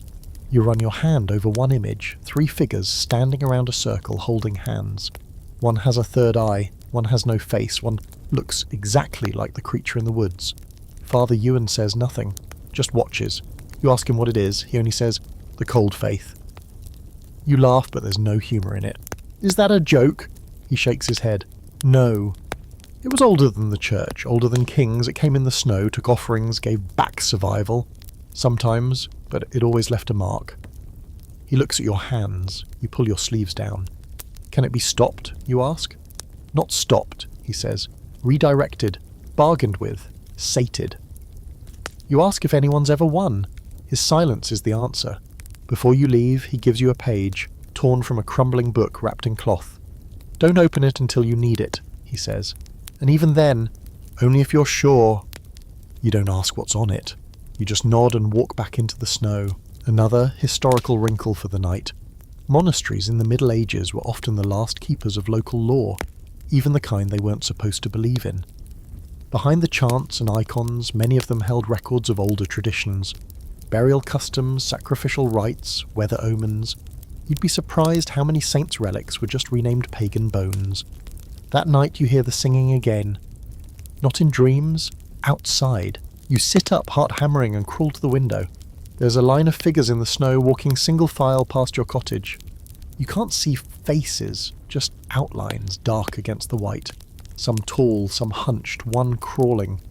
They make no noise but the song, low, slow, almost a lullaby. A language you still don't understand, but one your bones seem to recognise. You don't open the door, you don't look too long. They pass, but when you check the next morning, there's something left behind. A bundle, wrapped in cloth, placed at your doorstep like an infant. Inside, a rabbit, freshly killed, its throat neatly slit. Next to it, a letter. No writing, just 3 symbols. A triangle, a spiral, and a mask. You burn it, you eat the rabbit, you sleep with one eye open, because you know what this is now. This isn't survival, it's membership. By now you've stopped flinching at the sound of footsteps outside your door. You still listen carefully, but your body that doesn't jump anymore. You've learned the rhythm of the winter, the way its pulse stretches through the snow and the trees, slow and steady, like a creature dreaming under the earth. Your world has narrowed to a few core truths. The cold has a voice, the woods have rules, and survival isn't just about food anymore. It's about choices, and today you're faced with one. Your family's goat, Mila, is dying. You knew it was coming. She's been getting slower, thinner, coughing softly in her sleep like she's forgotten how to breathe right. Her milk dried up days ago, and now she just lies in the straw, eyes glassy, barely blinking. She was your sister's favourite, the only animal left that hadn't been stolen, starved, or taken. The debate starts before the sun rises. Your mother says you can't let her suffer. Your sister says you can't let her go. You stay Poland. You already know what needs to be done. But it's not just about meat. It never is anymore. So you take Mela out behind the cottage, the way your father used to take chickens when he didn't want your sister to see. The knife is dull, and your hands are shaking, not from guilt, but from the cold and the weight of what you're about to do. But instead of finishing it, you pause. You stare at her. She stares back. And you think, what if you didn't kill her? What if you gave her? It's a horrible thought. A twisted one, but it's there. What if the thing in the woods would take her instead of something else? It's not unheard of. You've heard the whispers. People who left offerings, small ones, a bloodied rag, a hair, a tongue. And for a while the winter eased. So you change course. You carry Mela to the edge of the woods. She barely resists. It feels wrong carrying her like a child, her ribs jutting through her fur, breath shallow. You stop at the clearing, where the snow always lies smoother, flatter, like something heavy passed through and pressed the land down into memory. You set her gently in the centre and step back. You whisper something that could be a prayer or an apology, and then you leave. You don't look back. When you return in the morning, there's no sign of Mela, no blood, no tracks, just a hoof print, not hers, one single print, deep and strange, with toes like a deer, but too long, too sharp, too deliberate. You feel both sick and relieved. Something took your offering. And something left a signature. Fringe fact time. In regions of northern Europe, especially during the Little Ice Age, animal sacrifices weren't uncommon, even among Christian villages. When crops failed or livestock began dying mysteriously, Families would offer their healthiest animal to the woods or the earth. They believed it would spare the rest. There's even a recorded case of a community burying a cow alive beneath a frozen oak. No one ever admitted it publicly, of course. But they kept digging the pit. The next 3 nights are quiet. Too quiet. No dreams, no singing, no knocks at the door, even the wind seems gentler. You start to hope, and that's the worst thing you can do in a winter like this, because hope makes you soft, and winter hates softness. It starts again on the 4th night. You're fetching water from the well when you see them, shadows darting between trees. Fast, blurred. Too big to be rabbits, too low to be deer. You freeze, bucket in hand, your breath fogging in the moonlight. Then you hear the bleating. From somewhere deep in the woods, it's Mela. You're sure of it. You drop the bucket. You run. It's reckless, yes, stupid. But your body moves before your brain can catch up. Because she was gone, taken, and now she's crying. You can't leave her. You won't. But the woods are different now. The paths twist where they used to be straight. Branches hang lower. The snow is deeper. Your legs sink to your knees. Still you push forward, following the sound, the frantic, panicked bleating that grows louder, sharper. And then, suddenly, it stops.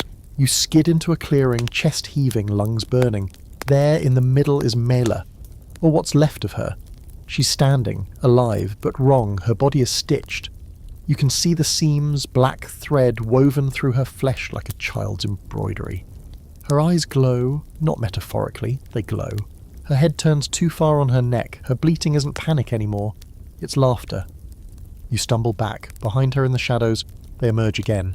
3 of them. One crawling, one limping, one on all fours. They don't approach, they just watch. You run, you trip twice, you don't stop. Your coat tears on a branch, your hands bleed.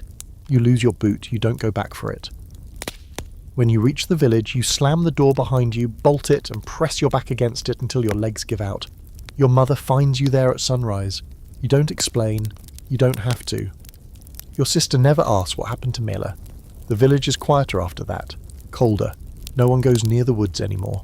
No more sacrifices. No more prayers. You've all seen what happens when the cold accepts something. It doesn't keep it. It changes it. Repurposes it. Twists it into something useful.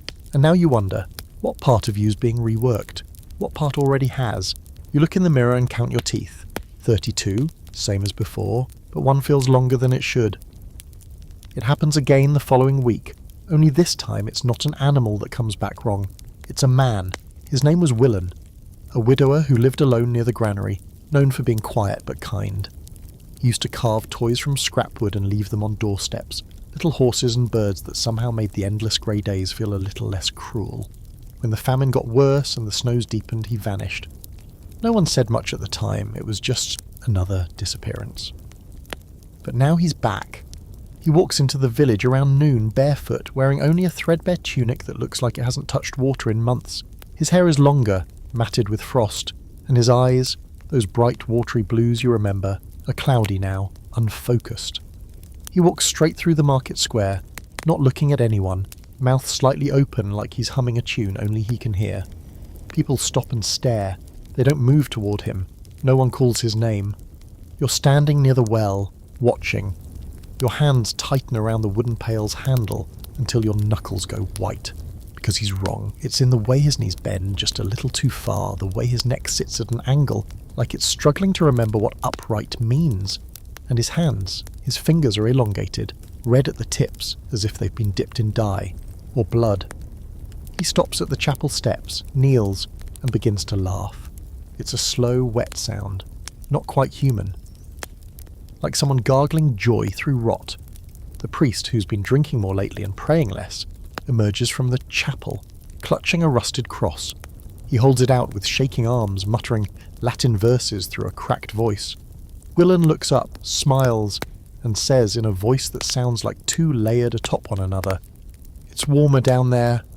Then he slumps forward, dead. Or, living? You're not sure. No one moves. It takes 2 hours before anyone builds up the courage to touch him. When they do, they find that his skin is ice cold, but there's no stiffness. His pulse is faint, his breath shallow. They carry him to the chapel and lay him on the altar. By nightfall, he's gone again.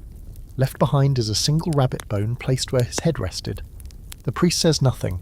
He just lights a candle and doesn't put it out for 3 days.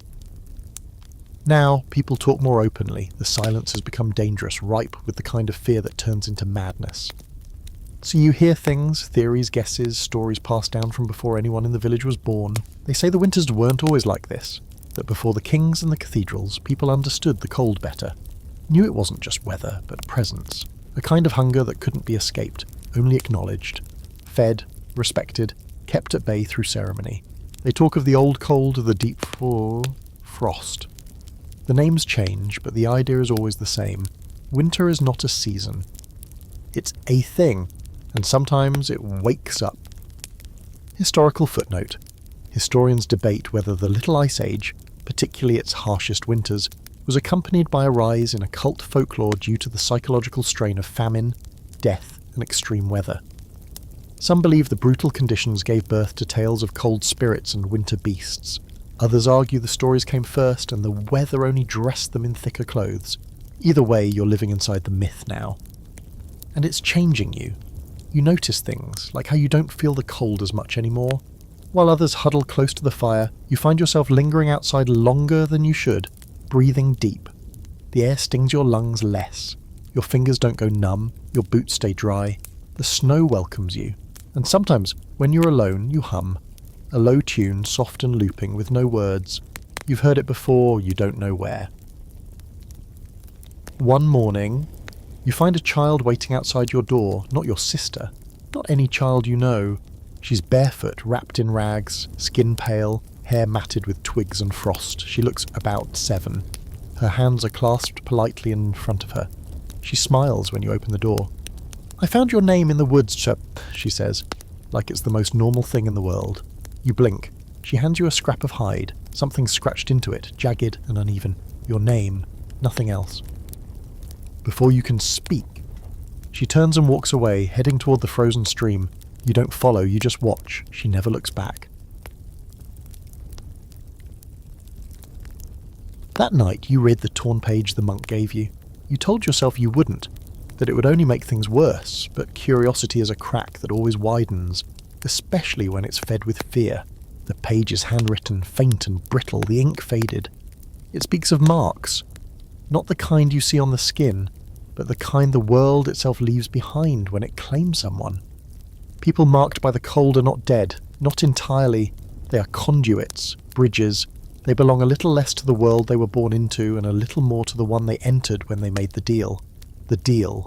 You remember the berries, the altar, the singing. You close the page, you try to burn it. It doesn't catch fire, just curls at the edges like it's pretending to. The next morning, the sky is completely white. No clouds, no blue, just flat, endless white.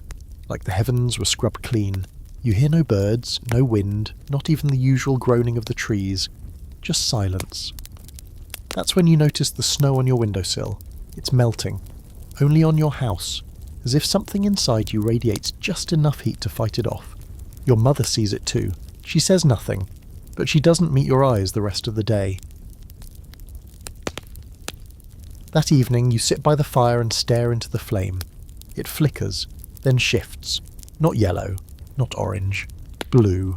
The colour of deep frost, of old bone, of the eyes you saw in the clearing, the colour of things that are cold in ways fire can't reach. You reach toward it, and it doesn't burn. Your fingers pass through, and in the centre of the flame you see your reflection, antlers and all. You wake up with frost on your pillow. Not snow, frost. A fine shimmer of crystals tracing delicate veins across the linen, curling like spiderwebs over the wool. The strange thing is, the window wasn't open, the shutters are latched. The fire's still smouldering, yet here it is, creeping toward your cheek like it was left by something breathing over you in the night. You brush it away gently, but the shape lingers in your mind. A spiral, like the one on the altar stone. You sit up slowly. Your muscles ache in places that didn't exist last week. Your joints pop with a sound like cracking ice. The skin around your fingernails has gone pale. Not frostbitten, but bleached, like the colour is being pulled from you strand by strand. You touch your forehead. It feels warm. Too warm. It's happening in reverse now, you think. The cold isn't killing you. It's keeping you. You wrap yourself in your cloak and step outside. The air greets you like an old friend, bracing, clean, but not hostile. The wind swirls once and stills at your feet. You breathe it in. It doesn't sting anymore. It fills your lungs like steam. Your footprints don't stay in the snow. They vanish seconds after you make them. That's when you realise someone's waiting for you. Not a person, a merchant, or something pretending to be one. A cart sits just outside the chapel, covered in furs and old tarps, its wheels too large for the village's narrow roads. It creaks despite being still, and each creak sounds like a hinge straining under centuries. Behind it stands a figure dressed in a patchwork coat made of animal skins, bits of parchment, dried herbs, feathers, and what looks suspiciously like human hair woven into the seams. The figure's face is hidden under a long, pointed mask. No features, just smooth wood and two black holes for eyes. One antler curls out from the left side, the other snapped halfway through. You've seen that mask before, in the square, in the fire, in your dreams. He doesn't speak when you approach, just lifts a hand and beckons you forward. You hesitate, then step closer. Inside the cart are things you don't have names for. Bones carved with symbols that move when you blink. Vials of frozen blood, each labelled with dates that haven't happened yet. Candles shaped like people, some upside down, some hollowed out. And in the centre, laid on black cloth, is a bundle wrapped in waxed leather. You reach for it without knowing why. The merchant nods almost politely. You unwrap it slowly. Inside is a map, not of roads or rivers, of names. You recognise a few: villagers, dead ones, gone ones, your own. Yours glows faintly. Below the list is a set of markings: triangles, spirals, and something new. A circle with 3 vertical lines inside. You look up. The merchant is gone. The cart is gone. Only the map remains in your hands. You take it home. You don't tell your mother, not this time. Instead, you hide the map beneath your mattress and stare at the ceiling until morning. That night, the sky clears for the first time in weeks. The stars come out, sharp and distant, scattered like silver teeth across the black. People emerge cautiously from their homes, blinking up at the sky like they've forgotten it existed. For a moment, there's hope. For a moment, someone laughs. Then you hear it. A horn, not loud, not close, but clear. One long note, deep and vibrating, like something pulled from the throat of a dying animal. Everyone freezes. Child cries, the priest drops to his knees. You know what it is. It's a signal, a migration, not of animals, of something older, fringe fact time. Some ancient European folk tales tell of the wild hunt, a spectral procession of ghosts, fae, or gods that rides through the sky in midwinter. Sometimes they bring storms, sometimes they take souls, sometimes they only pass through. But one rule always held: do not be outside when they come. Everyone runs. You follow, herding your sister inside, bolting the door behind you. The wind rises like a beast startled from sleep, and the sky shifts. The stars begin to blur, streaking into trails that spin in unnatural patterns. The horn sounds again, closer now. You look out the window, and there they are. Riders, dozens, maybe hundreds. Silhouettes streaking across the sky, cloaked in mist and snow, antlers glowing faintly. Their mounts are nothing you've ever seen. Part deer, part shadow, part smoke. Some fly, some run, some crawl. All of them are watching, as if looking for something. Someone. You slam the shutter closed. Your mother is praying now, hands shaking, voice cracking. Your sister clings to your side. You don't move, you know better. You're not praying anymore, you're listening. Because in the wind, there's a voice, and it says your name. You don't sleep that night. The riders pass just before dawn, the wind dies, the stars blink out, and the cold returns worse than before. But nothing in the village is broken. No doors smashed, no bodies taken, no blood, just silence, until you hear a knock. Not at your door, at the chapel, 3 times. Measured, polite. The priest doesn't answer. So you do. You walk into the chapel slowly, past empty pews and melted candles. The knock comes again. 3, then silence. You open the door. No one's there, just a package wrapped in fur. Inside, a book bound in skin titled in a language you can't read, but you understand it anyway. The Ledger of the Chosen. You don't take it home. You leave it on the altar. You stare at it for a long time, until your fingers twitch with the desire to turn the page. But you don't. Not yet. because you know that once you read it, something will read you back. You wait 3 days before you touch the book. Not out of discipline. No, you're not that noble. It's fear, the kind that sits behind your stomach and coils tighter every time you glance toward the chapel. Every time you imagine those stitched-together riders circling overhead, antlers like frozen branches scraping against the sky. Every time you remember the way your name sounded in the wind. So you wait. Let the snow pile. Let the cold push into your lungs like smoke. Let your hands tremble every time you pass a mirror and catch a flicker of something else in your reflection. Let your mother believe you're sick, your sister believe you're grieving, and the others believe you've come back a little less than whole. None of them are wrong. On the 4th day, you return to the chapel. The door creaks open without resistance, as if it's been expecting you. The air inside is colder than outside, which shouldn't be possible, but you've stopped arguing with the physics of this place. You're through the looking glass now, you're somewhere between the real and the remembered. The book is still on the altar, untouched, no frost on it, no dust, just waiting. You approach slowly as though it might bolt. Its cover pulses once under your palm like a heartbeat. You take a deep breath and open it. The first page is blank, the second too. Then on the third, words appear, etched into the parchment like they were carved from the inside. Those who are marked do not choose, they are chosen. What they do with the choosing is the only freedom they will ever know. You keep reading. Each page is a name, a date, a symbol. Sometimes a short sentence. Gave blood to save child, denied warmth to neighbour. Ate what was offered, refused to look away. Buried the wrong bone. You turn faster, hands growing colder with each turn, like the book is leeching something from you. Then finally you see it. Your name. In black. Your date of birth. A drawing of a triangle split in the centre by a line, and beneath it one sentence. Returned the gift, delayed the hunger, not the cost. You don't know what it means. Not really, but you know enough to understand this. The cold doesn't give, it trades. Every survival is a subtraction elsewhere. Every offering is a delay. Every moment you steal from death, something else must pay the difference. You close the book, the skin crackles under your fingertips, you take it with you. Back home, the mood in the village is shifting. It's subtle, like a house settling before the floor gives out. People don't greet each other anymore. They pass silently, heads lowered, shoulders tight. The children are quieter too. The laughter's stopped entirely, and the air is heavier. Not colder, just thicker. Like it's waiting. You hear rumours. The family in the far hut gone. All of them. Vanished in the night. No blood, no footprints, no signs of struggle. Just their boots neatly placed by the hearth. A woman at the edge of town tried to flee, packed a sled, harnessed the last of her goats. She made it to the ridge before she was found, alive but babbling nonsense. Said she saw a man made of frost waiting for her at the tree line. Said he wore her husband's face. They had to tie her down. She's still screaming. And then there's the barn. 3 mornings ago, one of the boys, Thomas, heard a noise in the barn and went to check. Came back with his hair turned white, just stood there on his porch, crying quietly. No one asks what he saw, but no one goes near the barn now either.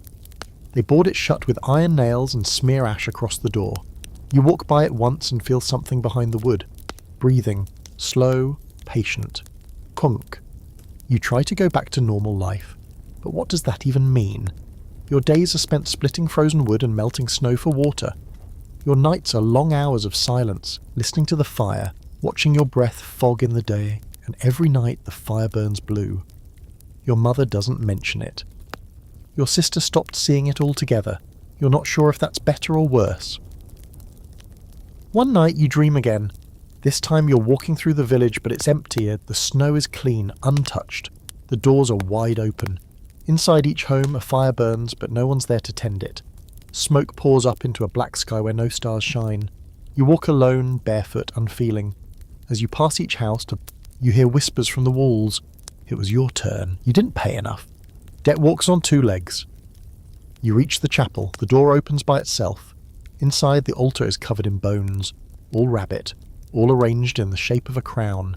You wake up screaming and find your hands are covered in frost. The blanket is shredded. The window's open. But you never got out of bed.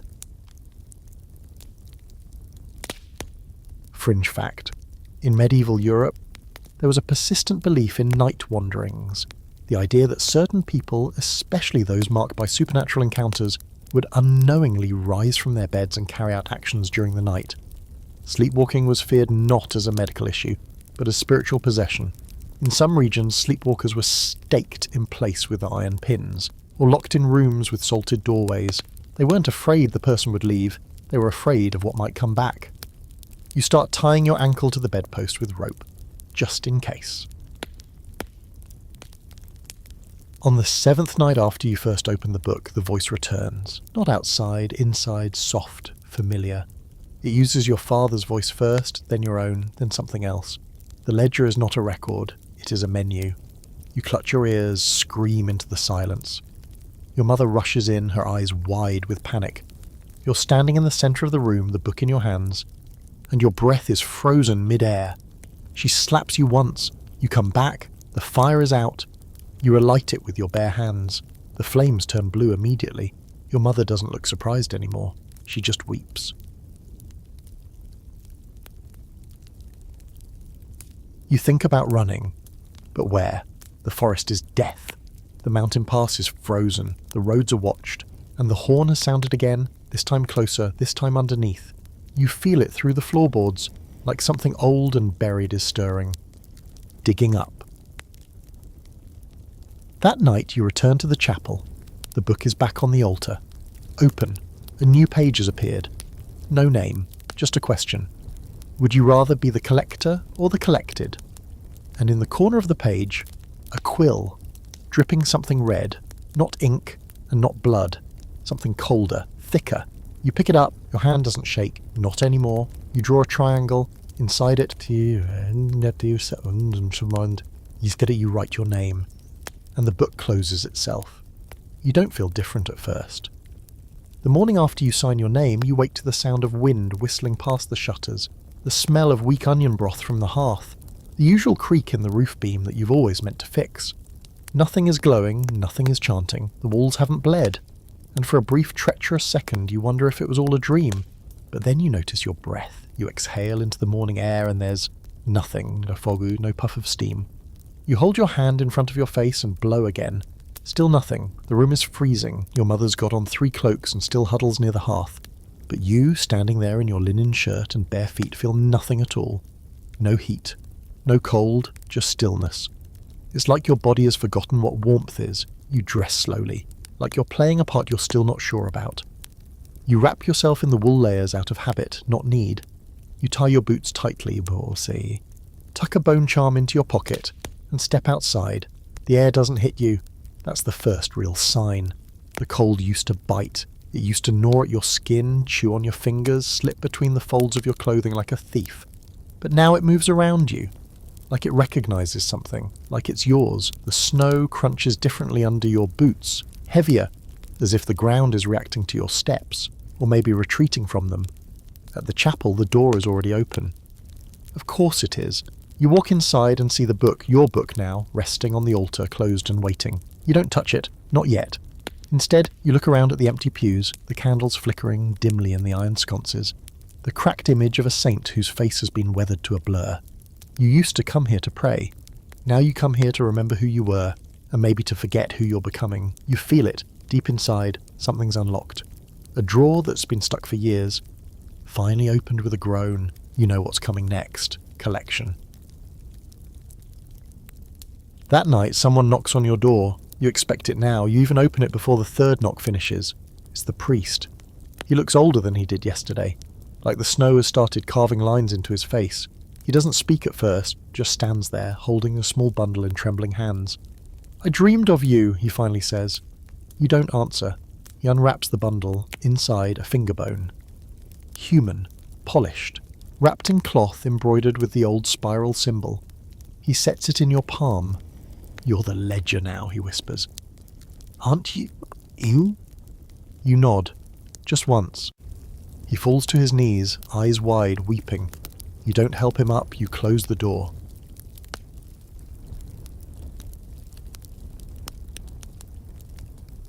The village doesn't resist. Not yet. Not when the first name is read. It's spoken aloud from the chapel pulpit, even though no one has stood there in weeks. You don't remember climbing up, but you're there now. looking down at the crowd as they shuffle in, drawn like moths to frost. You say the name. Eleanor Fane. A woman near the back gasps. She's old, almost too old to walk, lived in the farthest cottage near the edge of the woods, known for hoarding what she could, for letting her neighbour's baby freeze when she had blankets to spare. No one defends her, she doesn't cry, she only bows her head. You hold out your hand, she rises without needing to be told, walks slowly to the altar. You reach beneath it and pull out a crown of bone. 3 points, always 3, you place it on her head. She vanishes, not in a flash, not in a scream, just gone, like she was never there.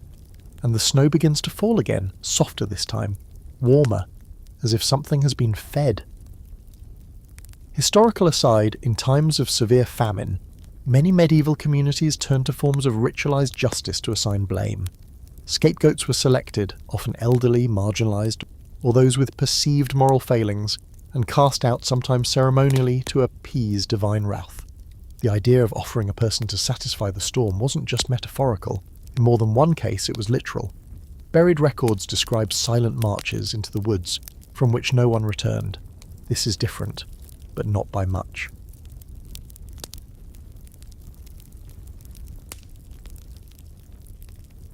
The next day, a child brings you another name, scrawled on birch bark tied with a strip of old fur.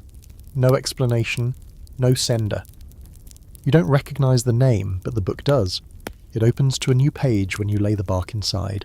The triangle appears, the lines burn into the paper, then fade. You speak the name. The person steps forward. No resistance. You wonder if they've been dreaming too. You try not to think of it as execution.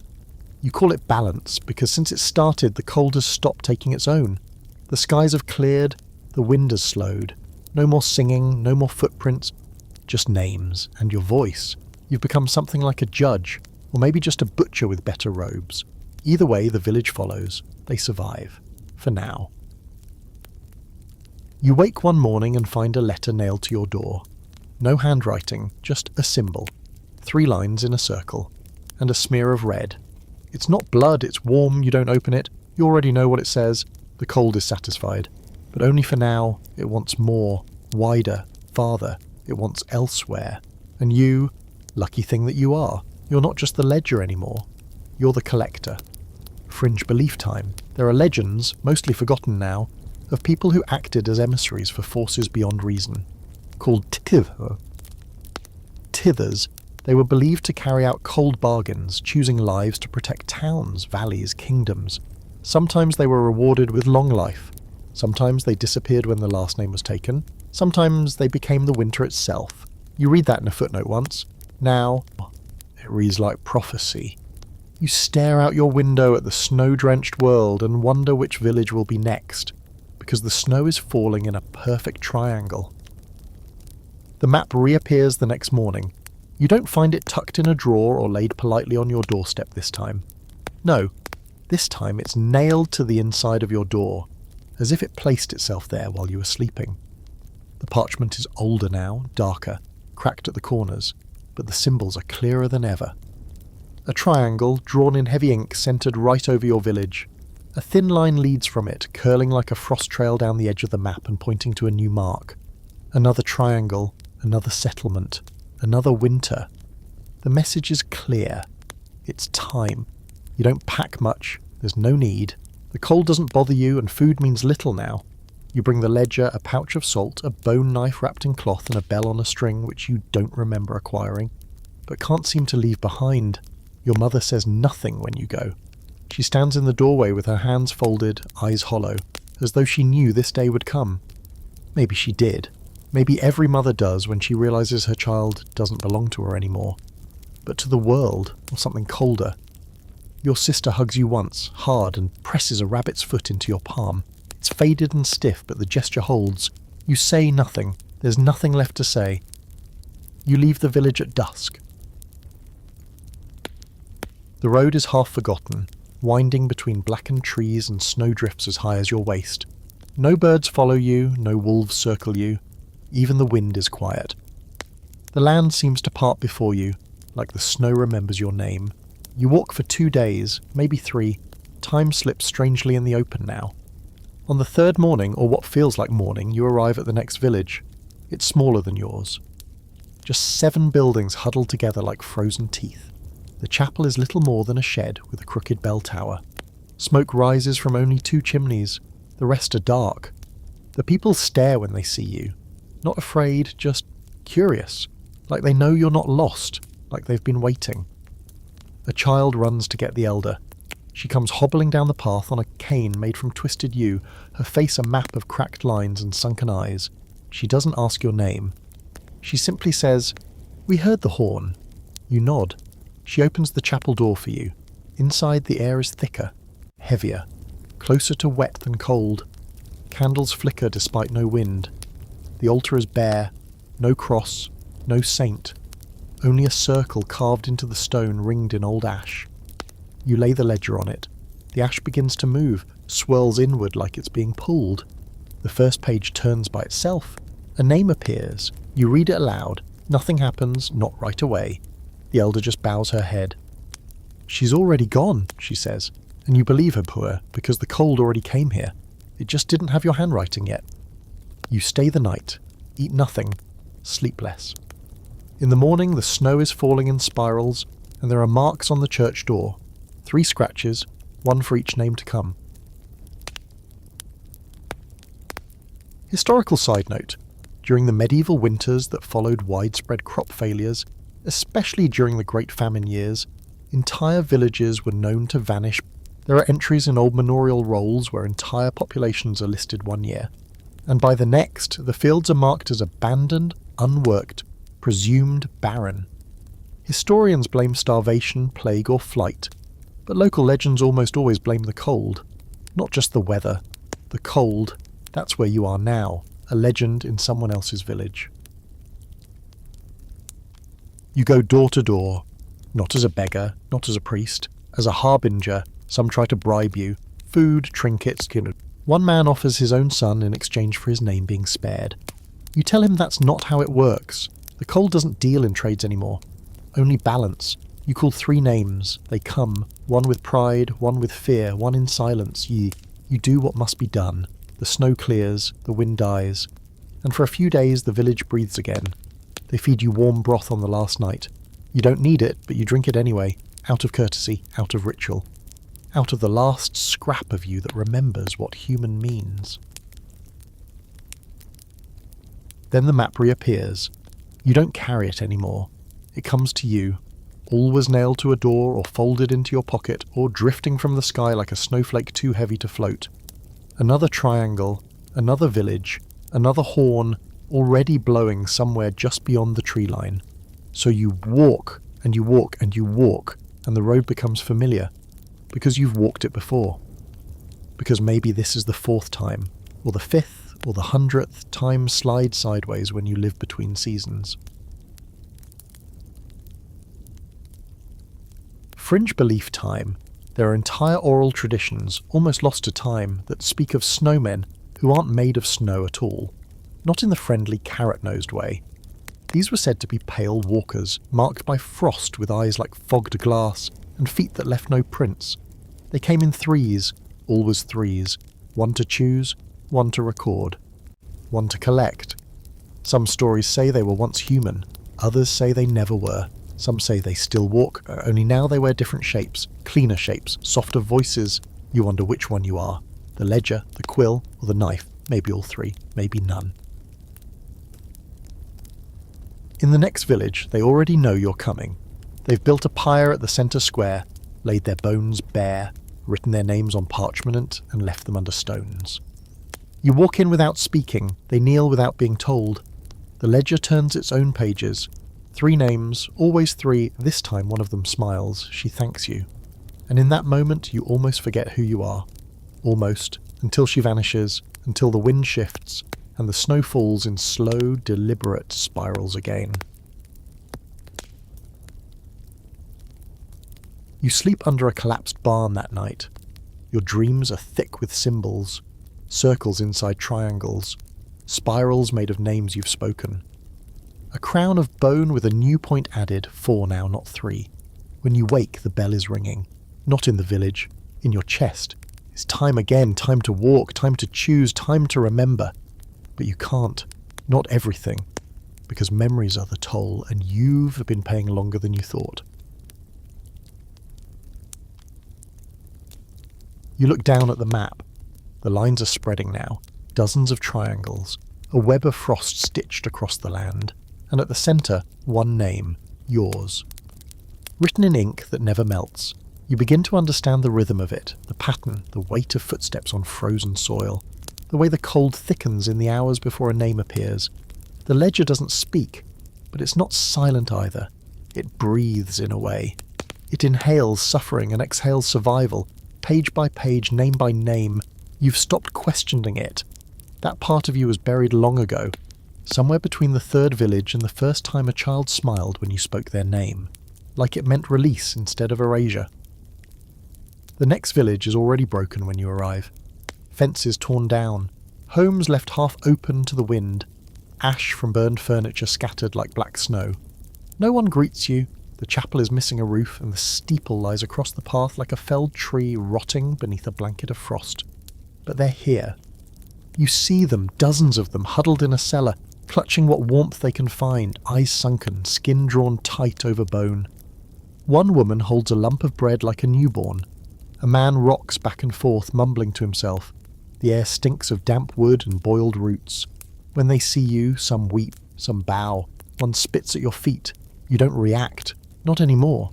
You've learnt that grief takes many shapes, and some of them scream. You lay the ledger onto a crate. It opens without your help. 3 names appear, burned into the parchment like they've always been there. One of them is a child, the youngest, so you hesitate. For the first time in you don't know how long. Your hands tremble. It doesn't go unnoticed. The elder, a hollow-eyed woman with fingers like claws, steps forward. I'll take her place. You stare, so does everyone else. I'll go, she repeats, voice steady. Just let her stay. You reach for the ledger. Turn the page, wait. Nothing changes. The names don't shift. No exchange is made, because that's not how this works. You shake your head. I don't choose, you say. Only speak. She nods. One tear slides down her cheek. Then she kneels. The others follow. The child steps forward, holding a single coin. She offers it to you with both hands. You don't take it. You simply touch her forehead. And she disappears. No pain, no sound, just gone. The other 2 follow, and the snow outside begins to fall gently again. That night, you bury the coin she tried to give you, under a tree that isn't quite dead. The bark peels like skin. You whisper something you don't remember learning, a blessing or a farewell, or maybe just a pause between guilt and obligation. The wind doesn't answer, but it stays still while you speak, which is enough. Fringe fact of the night. In some alpine regions during the Middle Ages, it was believed that those taken by winter, especially children, could be brought back during certain or solstice nights, but only if a silver coin was buried beneath the roots of a living dead tree, one that had frozen without losing its leaves. The belief wasn't about resurrection, not exactly, more like permission, a temporary visit. But the price was always the same. Someone else had to take their place. No one wrote down who decided that, but the trees remembered. And the cold always keeps score. The ledger grows heavier as you carry it from village to village, not just in weight, but in gravity. It pulls at you now, like it wants to open, like it has things to say. You start seeing names before they appear, start hearing them in the silence between thoughts. You pass through places that aren't on the map, old ruins, forest clearings, frozen lakes with footprints leading into the centre and not back out. Sometimes you find bones beneath the snow, laid in spirals, left with teeth facing up. Once you find a mirror nailed to a tree. Your reflection blinks out of sync, smiles too wide. You break it, it still watches you.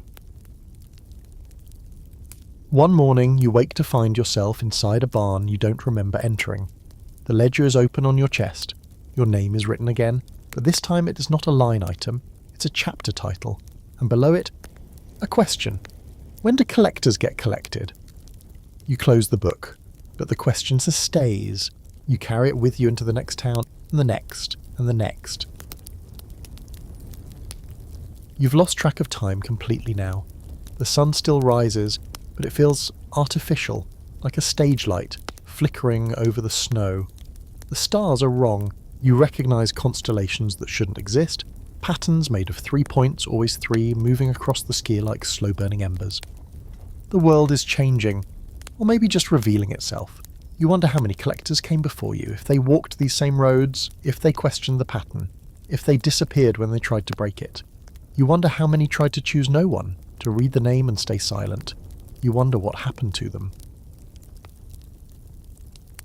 Then one night it happens. You reach the next village, a collection of 8 homes near a frozen bay, and find no people, not even bones. Just one child, sitting in the snow drawing circles with a stick. When she sees you, she smiles. "I've been waiting." She takes your hand and leads you to the centre of town. There's a stone well, frozen shut, a bell above it. She rings it 3 times. From the snow emerge the others, not villagers, not dead, not human. Figures made of shadow and ash, wearing masks carved from ice. No eyes, no mouths, just spirals. They surround the well, hands joined. The child nods at you. "It's your turn," she says. "To choose?" She shakes her head. "To be named." You open the ledger. There's only one name, yours. Below it, 3 symbols. A crown, a flame, a spiral. You kneel. The book begins to close. But before it does, you speak. Not yet. The wind howls, the shadows pause, and the ledger hesitates. You open your eyes. The snow falls upward, and for the first time since the first name was read, you refuse. The refusal doesn't echo. It hangs, suspended in the frozen air like a breath held too long.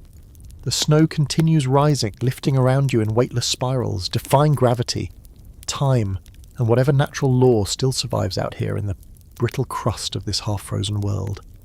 The child stares at you, stick dangling forgotten in one hand, eyes wide. Not with fear, but with something close to recognition. The circle of figures remains motionless. Their forms flicker faintly, as though made of soot and breath, smudged by time.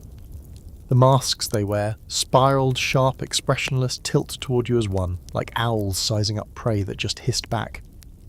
You're not supposed to say no. The ledger trembles in your hands. Its cover snaps closed with a sound like a snapped bone. A crack shoots through the stone beneath you, radiating outward, spiderwebbing through the ice-crusted ground until it touches the edge of the well. The bell above it lets out a groan, one low toll, like it's clearing its throat before it screams. You take a step back, then another. The child doesn't move, but she whispers, "Now you've done it," and smiles. The wind returns. It's not the same wind. It's heavier, full of teeth.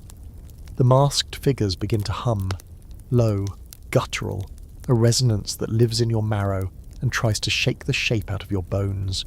Your vision blurs. You feel your knees buckle. The ledger in your hands flares hot, then cold, then hot again. You drop it. It hits the snow and doesn't fall through. It floats. Pages flap like wings, and a new one opens, your name again.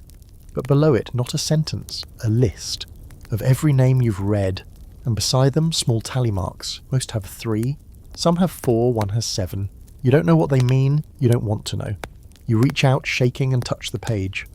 The wind stops, the humming halts, the bell silences, and the figures disappear. Just like that, like they were never there, all except the child.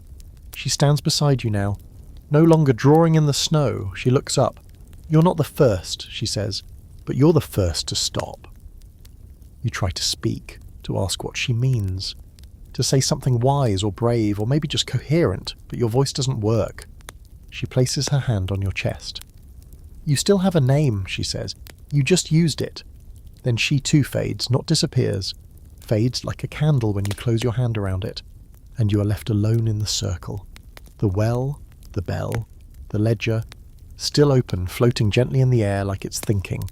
You pick it up, it doesn't resist. The names are still there, all of them, but something has changed. The ink is paler, the page is cooler.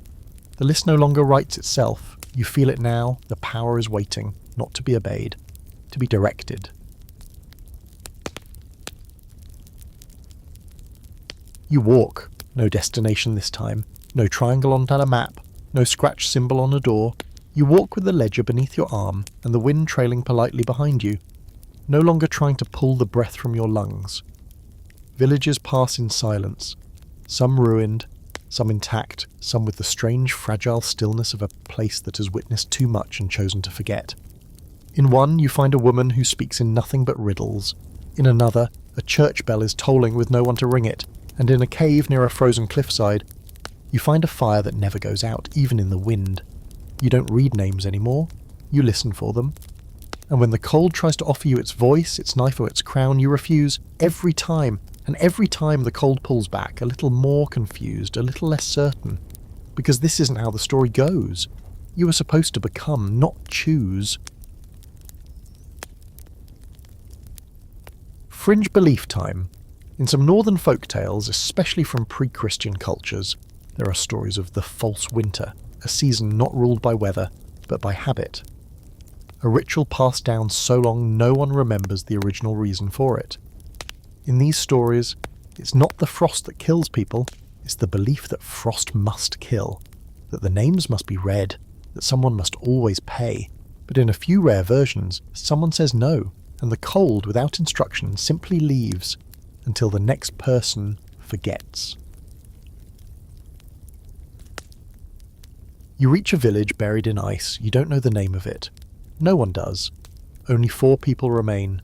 They live in silence. No speech, no names, no fire.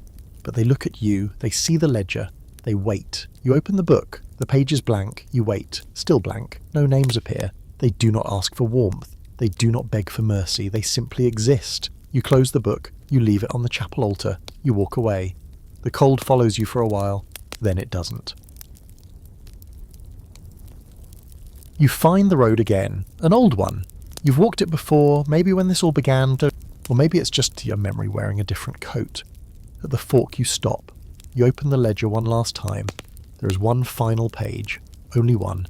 It has no name, no triangle, no spiral, just a single sentence. The ledger ends where the collector begins. You close the book, you set it down on the snowy path, and keep walking, away from the road, away from the pattern. Not toward anything, just away. Later, long after the sun has hidden itself behind the world, you feel something stir beneath your ribs. Not cold, not fear, just absence. The space where the ledger used to be, where the names used to live. It's quiet now, empty, but maybe that's what hope feels like, at least in winter. You don't look back, because you know what happens to people who do. You walk until the snow fades to frost, until the frost fades to earth, and then you walk farther still. You begin to forget what snow sounds like underfoot. The crunch fades first, then the way it gives, that subtle softness beneath the weight of your boots. Now it's soil, hardened, cracked, but real. The path has changed. The ground beneath you is a patchwork of frozen mud and half-thawed moss, and for the first time in months, maybe years, you catch the scent of something other than wood smoke and cold iron. Earth. It smells like rot and rebirth. The trees are different here too, less skeletal. Their bark isn't split with the frost, and their limbs don't groan like dying men. Some even have leaves, dry, brown, clinging stubbornly to the tips of their branches. You pass under them like a ghost, waiting for the crunch of pursuit behind you, for the wind to rise and accuse you of walking away. But the wind stays still. The silence, for once, isn't threatening. It's waiting. Your body has changed. You notice it more now in the warmth. Your limbs are leaner, stronger, but foreign, like someone else grew them. You flex through your fingers and watch them move, slow and deliberate. The fingernails are darker. Your veins look black beneath the skin. You press a hand to your chest just to check. The second heartbeat is gone. You are your own again. Whatever bargain was struck, broken, paused, rerouted, it's done with you. For now, but you still carry the memory of it. Not like a story, not even like a scar. It lives in your posture, in the way you scan the trees without thinking, in the weight behind your silence when you meet a stranger's eye. Because people know now. They feel it, even if they don't understand it. You reach a settlement just before dusk, not a village, too small, maybe a hamlet. 5 homes and a communal hall built low and wide, with a slanted roof and smoke that smells of dried herbs. The people here are tired but not desperate. Their eyes are cautious, not hollow. You're not what they expect. You knock gently. You offer no name. They let you in anyway. You sit near their fire and accept the cup of thick broth they offer. The warmth blooms in your stomach like sunlight against skin. A boy stares at you from behind his mother's shoulder. He has eyes like early frost, pale, sharp, knowing. You nod once, he nods back. No words pass between you, but a message does. I see you. I know what you were. And I forgive you anyway. You sleep on the floor beside the fire. No dreams, only warmth. When you wake, the sky's full of crows. Not a sign, just a detail. Not everything has to mean something anymore. You thank your hosts and move on. They don't ask where you're going. You couldn't answer even if they did. You just know it isn't backward. Not back to the ledger, not back to the snow, not back to names. A few days later, you reach a river. Wide, slow-moving, edged in thawed moss. The ice hasn't touched it yet. You crouch beside it, stare into your reflection. The antlers are gone. The hollow in your eyes has softened. You smile experimentally. It looks wrong. You try again. It looks better. Still not yours, but close.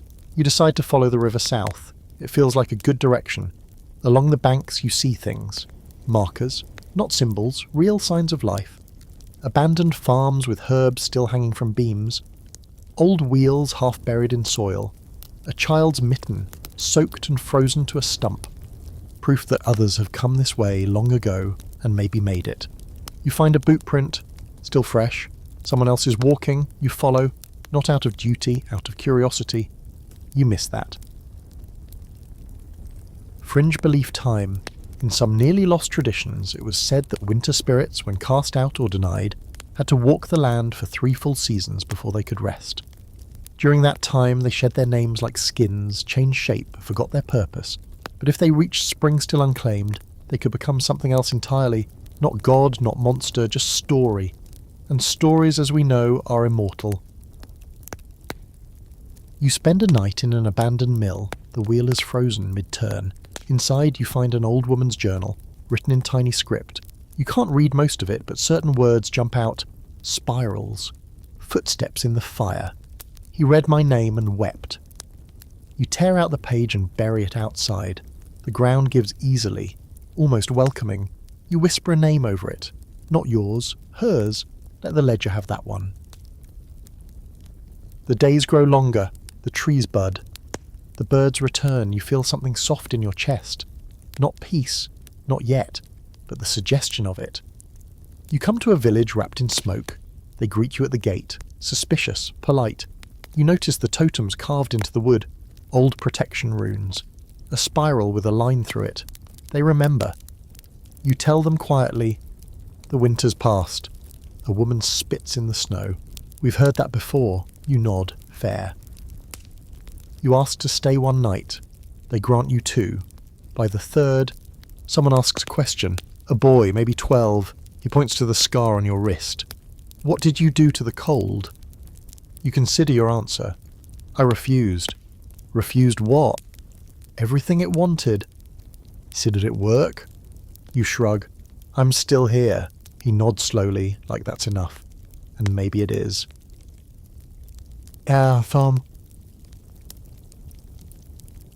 That night, someone leaves bread by your bedroll. The next day, a coat. You thank no one. They like it better that way. Quiet gratitude. No names. Just warmth. By the time you leave, the snow is almost gone. Mud in its place, your boots stick, your legs ache. But your breath doesn't fog anymore, and your shadow is just a shadow. Nothing follows it. No antlers, no echo, no ledger. You find another road. It splits 3 ways. You pick the middle, because why not? Because maybe the world owes you a coin flip. You walk until the trees part, and you see a valley. Green, wide, alive, and just before you step into it, you hear a horn. Far behind you, soft, like a memory being told to someone else. You keep walking, you don't look back here, you wake one morning in the valley, blanketed in dew instead of frost. The grass damp beneath your fingers and the sunlight filtering through trees that have forgotten how to be bare.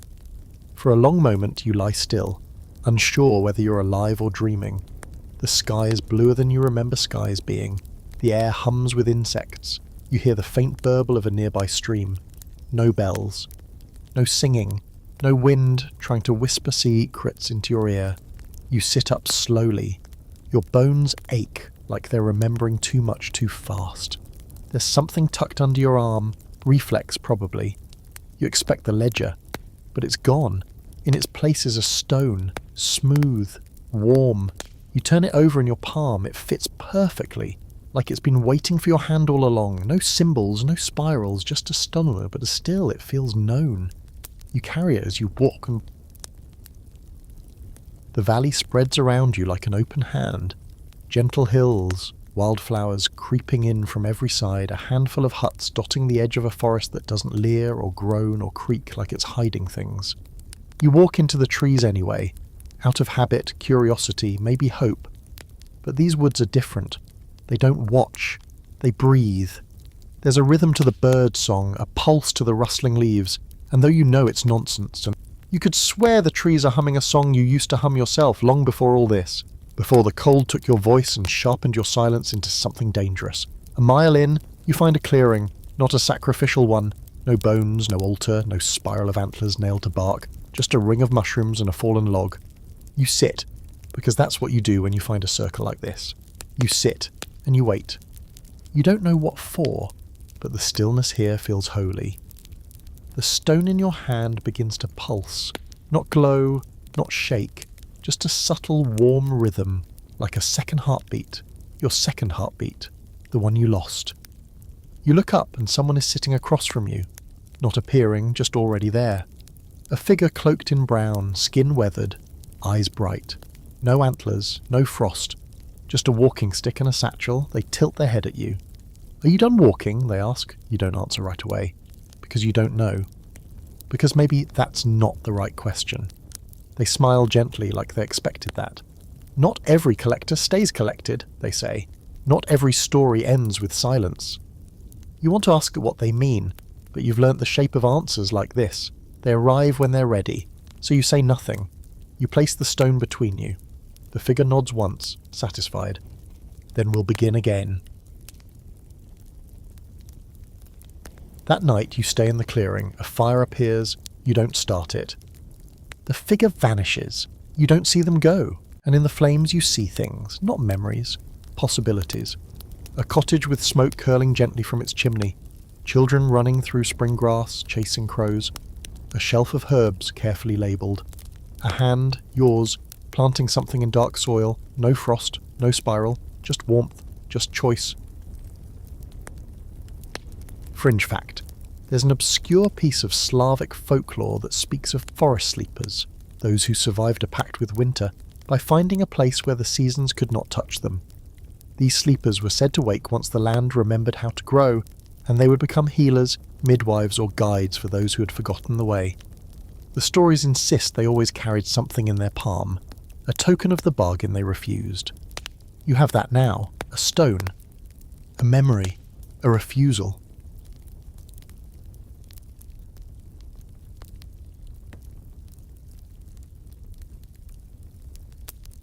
When you wake, the fire's out. The stone is gone, but something remains inside you. Not a power, not a curse, a question, a new one. What now? You return to the village at the valley's edge. They take you in without asking. You tell them your name, your real one. The first time you've spoken it in seasons. It tastes strange, but it's yours. They ask nothing more. You are simply there. You help mend roofs. You feed chickens. You sleep in a loft with soft straw and a window that opens into a tree that blooms you white flowers you can't name. And every night, before you sleep, you whisper a name into the darkness. Not one to take, but one to remember. Days become routine. You rise with the sun. You breathe without fear. You begin to sing again, softly, while you work. Children hum along. They don't know the melody is older than the frost. Older than silence, older than even you. You watch them play. You wonder if they'll ever know the cold the way you did. You hope not, but you also know the cold doesn't vanish. It hibernates, it watches, it waits. But if it comes again, this time they won't be alone, because you'll remember. and remembering is its own kind of fire. One afternoon, a man arrives in the village. He wears a coat too thin for the wind. His eyes are cracked with grief. You know the signs. You bring him soup, he drinks it slowly. "You've seen the cold," he says without looking up. "Yes." "Did it let you go?" "No." You place a stone in his palm. Warm, smooth, familiar. He looks at it, then at you, and says, "Thank you." And just like that, he knows. You say nothing more. He stays the night. In the morning he's gone, but he leaves behind a spiral drawn in dust on the table. Not a threat, a mark. One that says, "Here lives someone who remembered." You keep walking, not far, just enough to find people who need to be reminded that winter isn't the only story. You carry nothing. No ledger, no sieve, no knife, no horn. Just warmth and a name. Yours, the one you chose to keep. The valley holds you longer than you expected. You meant to stay for a week, maybe 2, long enough to rest, to shake off the frost that's woven itself into your bones. But something in the air here knows how to mend. You find your fingers no longer twitch in your sleep. Your breath no longer shortens when the wind rises.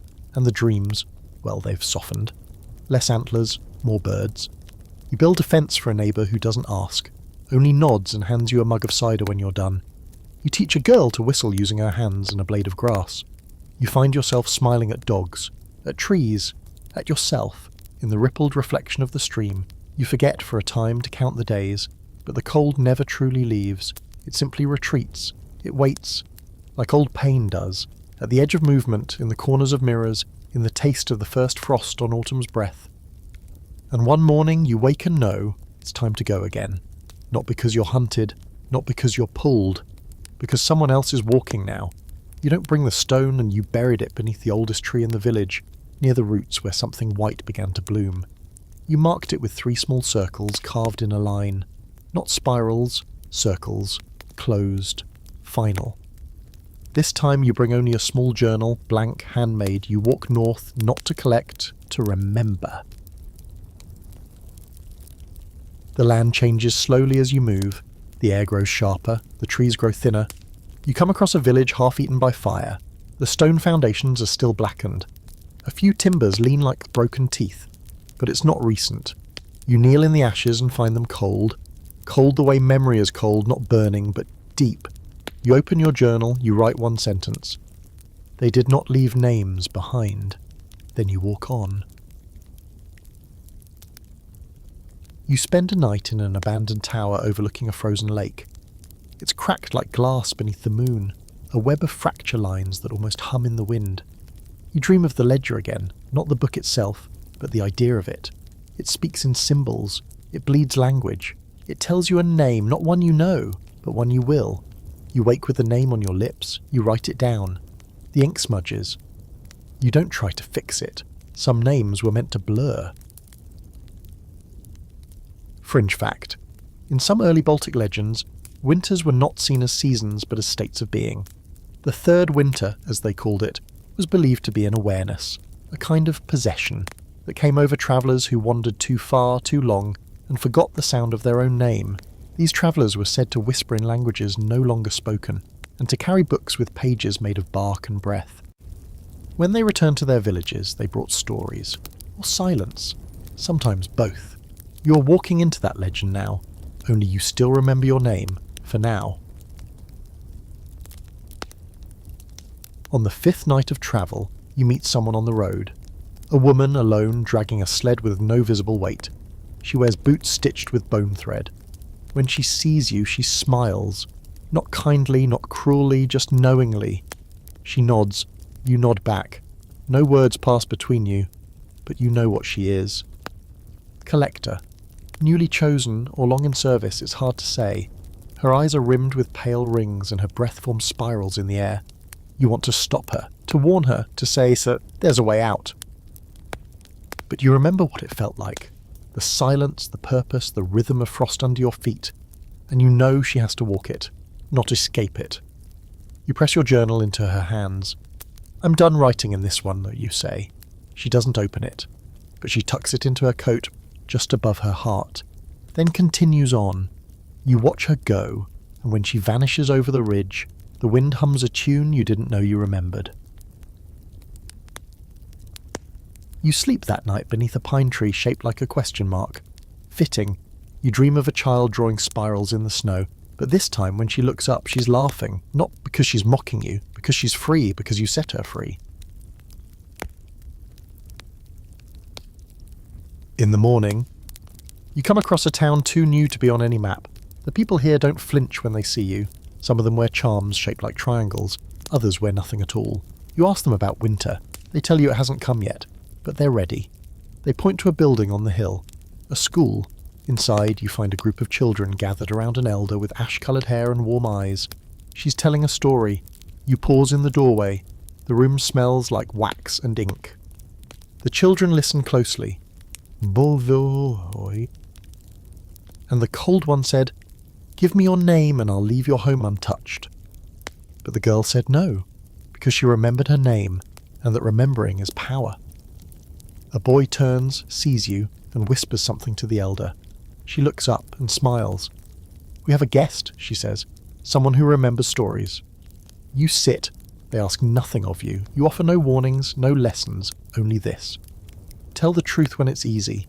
Sing when you're afraid. And never speak a name you aren't ready to carry. Then you leave the schoolhouse and stand on the hill. The valley behind you is green again. The road ahead is frost-dusted. Somewhere out there, someone is reading their first name. Somewhere out there, someone is walking toward the ledger. But here, in this moment, you are neither reader nor collector. You are witness. You are memory. That night, for the first time in a long time, the stars blink in familiar constellations. No spirals, no lines, just points of light, and silence that doesn't threaten, only waits, because winter will come again. It always does. But now it has something new to fear, not warmth, not fear, but a name that refuses to vanish. The hill keeps calling you back. You try to leave more than once, shouldering your old coat, taking the familiar stride that once carried you between names, between deaths. But something stops you just beyond the tree line every time. Not a wall, not a voice, just a feeling small but stubborn, like a string pulled tight between your ribs and the soil beneath your feet. So you return again and again to the ridge overlooking the village, to the schoolhouse, to the valley at where the cold doesn't cling. And that's where you hear it, the story spreading. At first, it's just the children, retelling your words in broken fragments, twisting them the way kids do. The ledger didn't eat people, it remembered them, or there was a bone crown, but it could be melted if you told the truth on a full moon. And your favourite, the cold was just afraid of being alone. Some of it's wrong, but not all. It's not the facts that matter. It's the shape of the thing. The stories are changing because of you. So hot. It starts with drawings, scratched into the dirt behind the schoolhouse, spirals, triangles, stick figures with eyes like fire. Then they appear carved into bark, drawn in chalk on fence posts, inked onto cloth dolls. But they're not warnings anymore. They're symbols of protection, of understanding. A way to say, we know what walked here, and we're still here anyway. And it spreads. Traders come in from nearby settlements, bringing stories that match yours, but happened in different voices. A woman in furs who bled blue and wept as she read a name aloud. A man with snow-white eyes who shattered a frozen mirror and whispered, "No more." A child who carried a silver bell and rang it once to silence a storm. You know these stories, they're not yours, but they belong to you. Or maybe you belong to them, it's hard to say. One afternoon, a child finds something buried in the woods, not far from the tree where you left your stone. It's not a book, not the ledger, but it remembers the ledger. Its cover is bark stitched with the old sinew. The pages are leaves pressed between parchment. The writing is unfamiliar, more drawn than written, but you recognise the rhythm. It's a journal. Not yours, someone else's. Someone who carried names before you. Inside are tallies, marks in threes, descriptions of villages long turned to rot, poems scratched beside them, short, strange ones. Ice melts when watched too kindly. Name the wind, and it becomes your brother. Bury the crown under birch, not pine. You sit with the book for hours. You don't read it, you listen to it. It tells you nothing new, but it reminds you of things you almost forgot. You bury it beneath the schoolhouse, wrapped in cloth and herbs. The children help. They know how to honour what came before.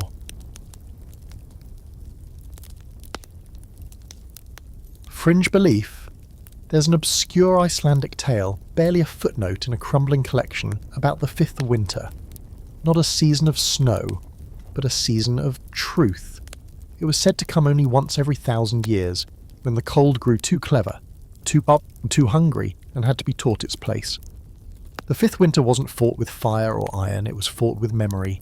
The people lit no torches. They spoke no names. They simply remembered every wrong the cold had done, every cost it demanded. And when the cold came for them, it found its reflection in their stories, and left. You wonder if you've lived through that, or caused it, or just stumbled in at the right time. Either way, you feel the cold watching from very, very far away.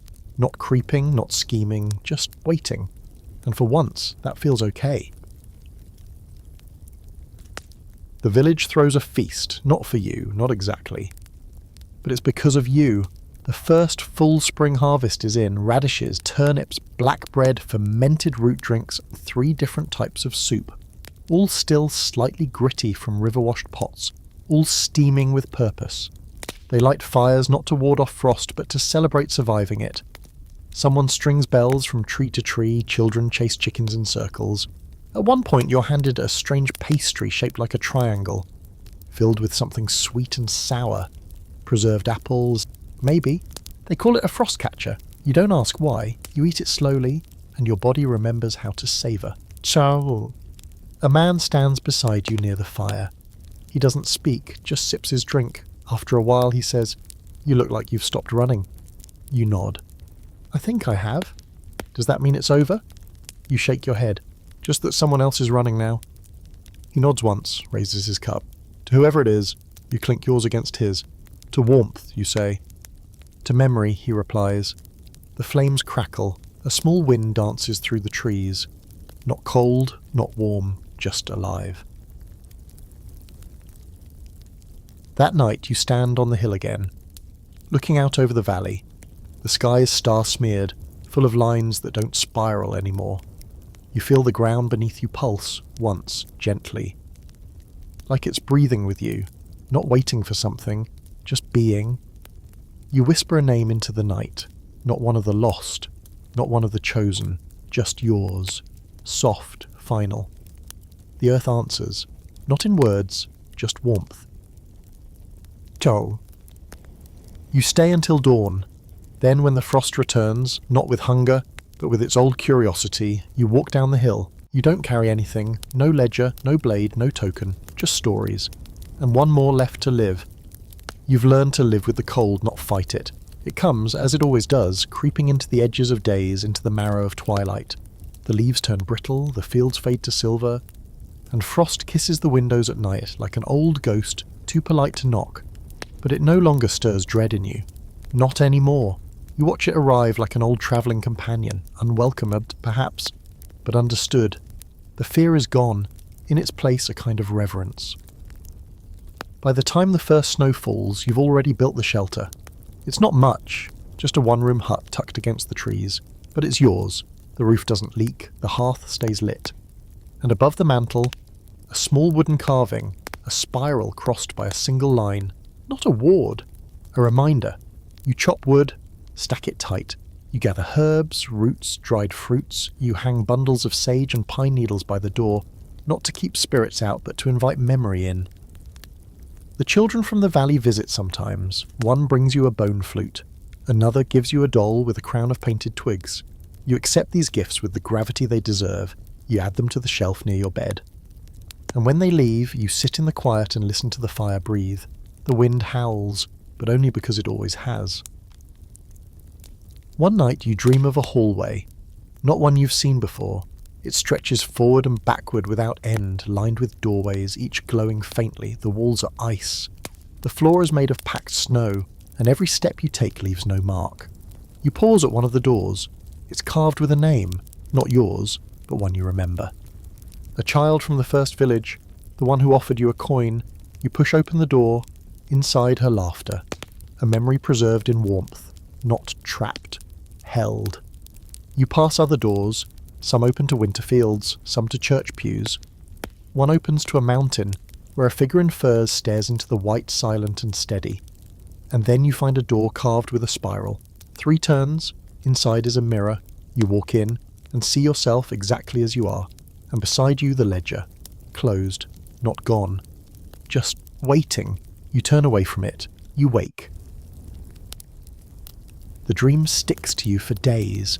You begin carving small doors into the walls of your hut. Tiny ones, palm-sized, each one with a name behind it. You don't open them, you just add them week by week. By winter's peak you've carved 14. Some are for people, some are for feelings. One is for a silence you once held too long. The hut begins to hum, not with magic, with memory. That's what you are now, not a weapon. Not a warning, an archive. Fringe belief, final one. In a forgotten corner of Celtic lore there is mention of the wintered heart, a condition said to affect only those who had bargained with storms. The afflicted weren't feared, they were sought.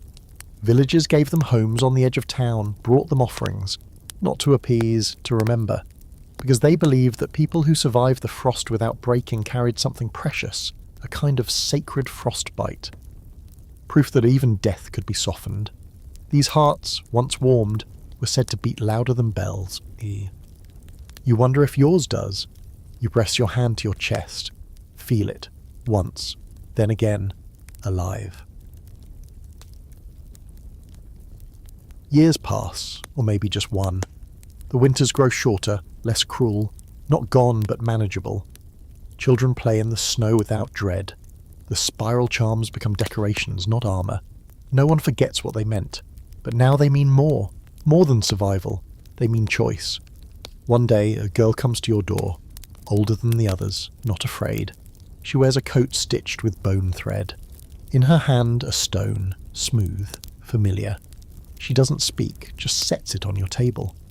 It's not your stone, but it was someone's. She nods once, you nod back, and without a word she leaves. You light a candle for her that night, not because she's in danger, but because she's walking. You don't count the winters anymore. You just let them happen. Some are colder than others. One brings a storm that breaks your roof beam. You repair it with help.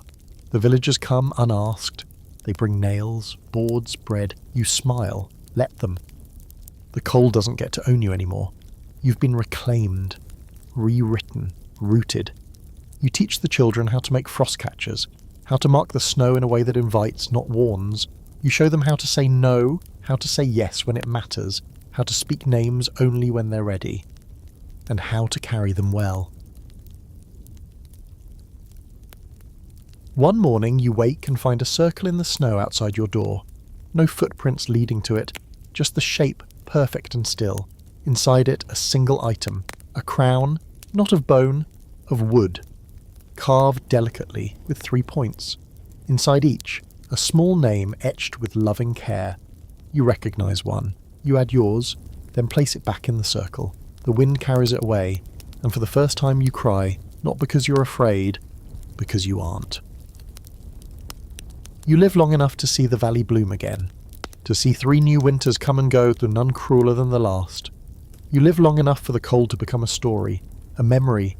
You live long enough to forget the way the horn sounded, and remember the way your name felt when you said it without fear. You live long enough to rest, to lay down beneath the tree that grew from where you buried the stone, and fall asleep without worry, without watching the window, without checking the wind.